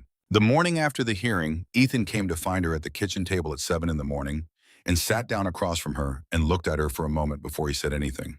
I want to help, he said. Ruth looked up from her notepad. Help with what? The work, the Haven Project. He held her gaze in the direct way that was becoming more natural to him with each passing week. I'm 13. I'm not a case anymore. I want to be on the other side of it. Ruth looked at him. She thought about the case number on his arm, refreshed every few days so it wouldn't fade. She thought about the school counselor with the kind eyes and the poster about safe adults, and Mrs. Petrosky across the street, and the hotline in Missoula, and 4 months of pending review. She thought about the specific education he had received, not the education anyone would choose, but the one that produced a particular kind of knowledge about how systems worked and where they broke and what happened to people who fell through the breaks. What did you have in mind? She said. I don't know yet, Ethan said. But you're going to need people who understand what it's like from the inside, who know what it feels like to try to report something and have nothing happen, who can talk to kids who are in it now and make them believe that someone is actually going to do something this time. He paused. I could be that. Ruth set down her pen. She thought about what it meant to offer that, to take the specific thing that had been the worst part of your experience and make it into the tool that helps someone else. She had seen it in medicine. The patients who came back after recovery to sit with the ones who were still in the middle of it. Not because they had healed completely, because they hadn't, and they knew how to be honest about that, and honesty was what the people still in the middle of it needed most. You're 13, she said. I know that. There are things you'll be better at in a few years than you are right now. I know that too. But there are things you're better at right now than you'll ever be again, she said, because of where you've just come from. Ethan looked at her. He was doing the assessment gaze, the careful measuring, but it was different now than it had been. Less the tactical scan of someone calculating threats, more the attentive look of someone paying close attention to something that mattered. So yes, he said. Ruth looked at the legal pad on the table, at the work that was already accumulating there, the cases that would need the specific knowledge of someone who had been inside the machinery and survived it and was now on the other side of it. Yes, she said. When the time is right, we'll build toward it. Ethan nodded once the small nod that was becoming his signature acknowledgement of information received and filed and acted on. He got up from the table. He went to find Cruz, who was making breakfast, and the sound of Lily's voice followed immediately, and then Ethan's response, and then both of them together, the particular sound of siblings in the morning in a place where morning was safe. Ruth sat at the kitchen table and listened to that sound for a moment. Then she picked up her pen and opened her notepad to a new page and wrote the date and began the work. The investigation moved in the weeks after the hearing, the way real investigations move, not with the cinematic momentum of a single dramatic revelation, but with the grinding incremental accumulation of documented fact upon documented fact, each piece requiring verification and cross-referencing, and the patient, unspectacular work of people who understood that the truth had to be built as carefully as any other structure if it was going to hold the weight that would eventually be placed on it. Reese worked through the nights. He had been doing this his entire adult life, sitting up late with a screen moving between databases and records, and the specific digital archaeology of a young man who had grown up understanding that information was the only currency that didn't devalue when institutions failed you. He had been doing it for himself for years, the restless searching of someone who had grown up in a household where the official story was never the actual story and had learned to find the gap between them. Now he was doing it for something else. Ruth watched him work and understood that the work had given the restlessness a direction, which was a different thing from having a direction given to you, and was the thing that actually held. She brought him coffee at 2 in the morning. He did not look up from the screen, but he wrapped his hands around the mug, and she understood that was the acknowledgement. Ghost, whose given name was Nathan Price, had been the one she'd expected to lose and hadn't. He had a daughter 8 years old whose mother was in the middle of a custody proceeding, and when Dillard had implied knowledge of that situation, Ghost had gone still with the specific stillness of a father absorbing a threat to his child. He had considered it for 12 hours and then had made a phone call and had sent his daughter to her grandmother in Great Falls and had come back to the bar and said to Dax, "What do you need from me?" And Dax had looked at him with the expression of a man who understood exactly what it had cost and did not say anything about it. Ghost ran the legal coordination in the Haven Project's first year. It turned out the geometry of his mind, the way he mapped structures and traced lines of responsibility translated, without friction, into the work of identifying which official to call and which document to file and which pressure point would yield. He was methodical and patient and very difficult to manage around once he had decided something was necessary, which was exactly what the work required. Doc ran the medical assessments, the preliminary intake screenings, the quiet conversations with children who needed someone who could take in whatever they said without changing expression. He had over 20 years of service, and its aftermath developed an interview style that was the specific product of a man who had been in enough extreme situations to understand that the most important thing you could offer another person in a hard moment was a face that did not react to hard information as though it were unprecedented. He sat with children in the back room of the clubhouse, and he asked 3 questions, and he wrote down what they said, and he did not flinch. And the children read his face and understood that what they were saying was being received. Wade had 3 daughters.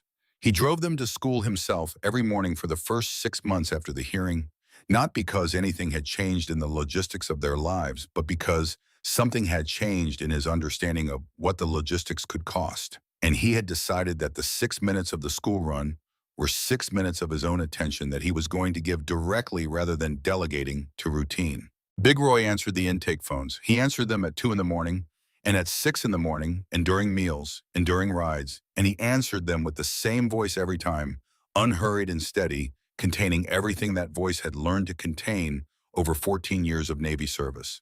People who called in the worst hours of their worst nights heard that voice and understood that the other end of the line was held by someone who was not going to be moved, who had been in worse situations than this one, and had come through them, and was standing on the other side of them saying, "I am here, and I am listening, and I am not going to leave." This was not a small thing. It was possibly the most important thing. In the spring of that year, a call came through the Haven Project's intake line at 11 in the evening. Marcus Webb took it the way he took all the late calls. A woman 40 years old, 3 children, a situation that was urgent in the specific way of situations that had been not urgent for long enough that they had become urgent. Marcus listened for 12 minutes. He asked 3 questions. The 3 triage questions Ruth had given him, refined over 38 years of practice to contain the maximum information in the minimum exchange time. Then he said, "I'm going to connect you with our medical director. Hold on." He brought the phone to Ruth, who was in the main room with her notepad and a cup of coffee that was still warm. She took the phone. She said, "My name is Ruth. Tell me what's happening." She listened. She wrote. She kept her hand steady. After she finished the call and had made the referrals and written the case number and done the documentation, she sat at the kitchen table for a moment with the notepad in front of her. It was nearly midnight. The building was quiet in the way it got quiet after 11, the particular settled hush of a place where people who had been working hard had finally rested. She thought about the woman on the phone. She thought about the 3 children. She thought about the machinery that had been built to fail them and the machinery that was being built piece by piece and case by case to catch them instead. She thought about Earl at the kitchen table telling her that sometimes the only thing you can do is be in the room and not leave. She thought yes, and sometimes the room needs to be bigger than the one you started in. She wrote the date and the case number and the outcome of the call and what the next steps were. She wrote them in the clear, careful handwriting that had been writing things down so they would survive for 38 years. Then she picked up her pen and held it for a moment. She wrote at the bottom of the page in smaller letters than everything else, like a note to herself rather than a clinical record. This is the room, be in it. Then she capped the pen and put it in the kit bag and turned off the kitchen light and went to check on the children before she went to bed.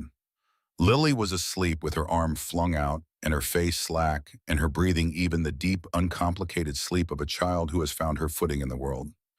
Ethan was awake reading something on the small lamp's light, and he looked up when Ruth came to the doorway and gave her the nod that meant, "I'm fine, go to sleep, I've got this," which was still the old reflex but was becoming something different now, something that was his choice rather than his necessity. She gave him the nod back.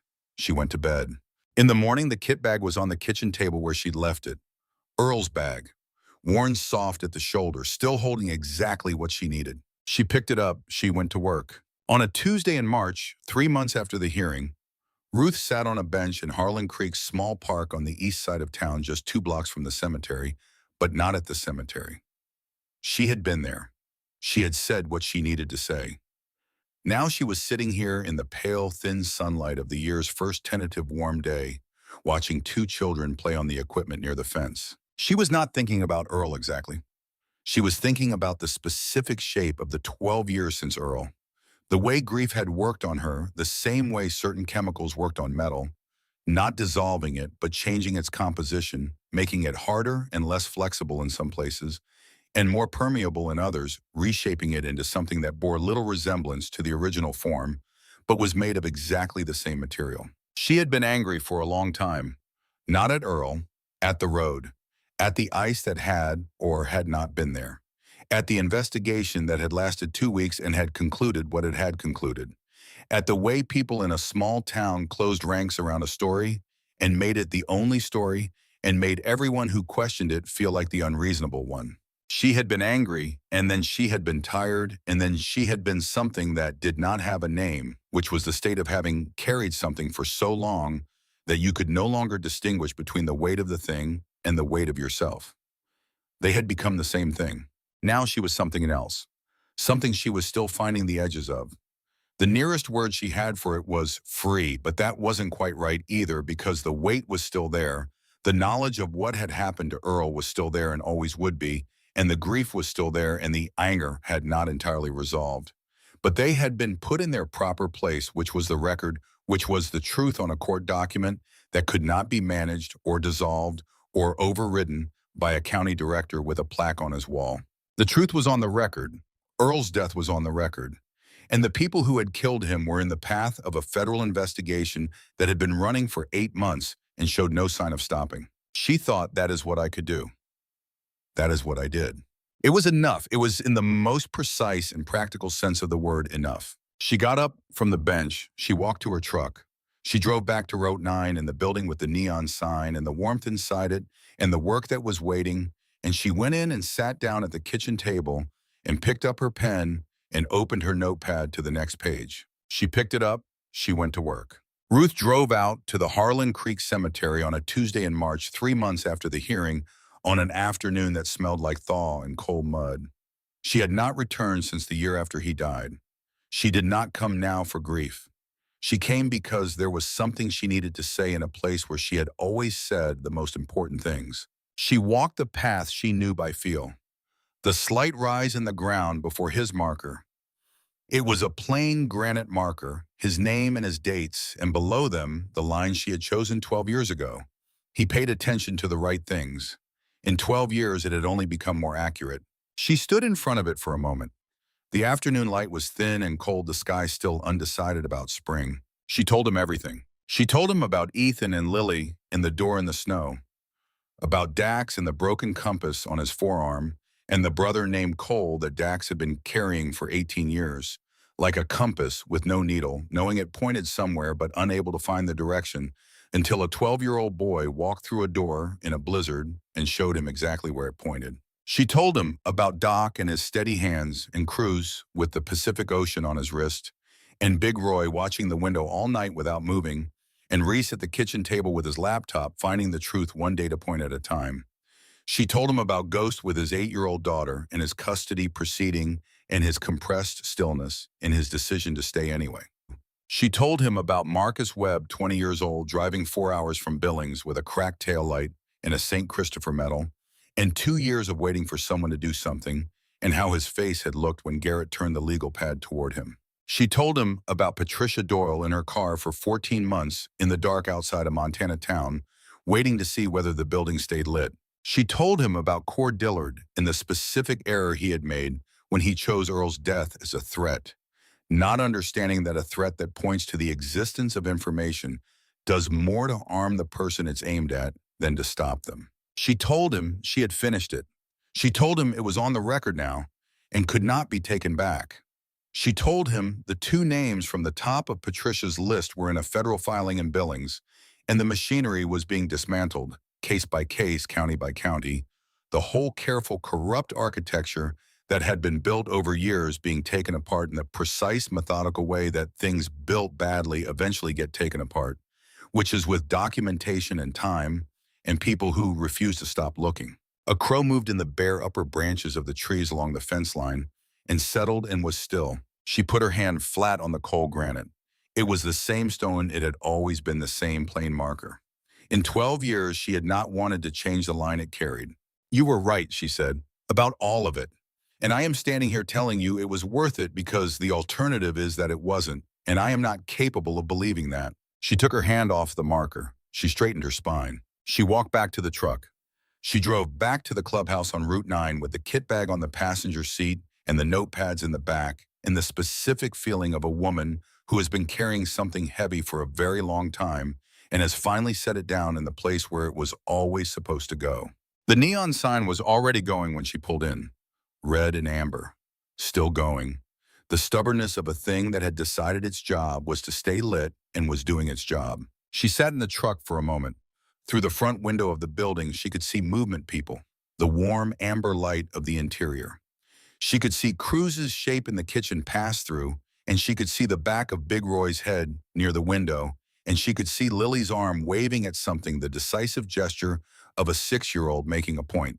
She thought, "Earl, I found it. I finished it." She thought, "I know where to be now. I know what the room is." She picked up the kit bag. She got out of the truck. She went inside where it was warm and where the work was waiting, and she sat down at the kitchen table, and she opened the notepad, and she picked up the pen, and she began.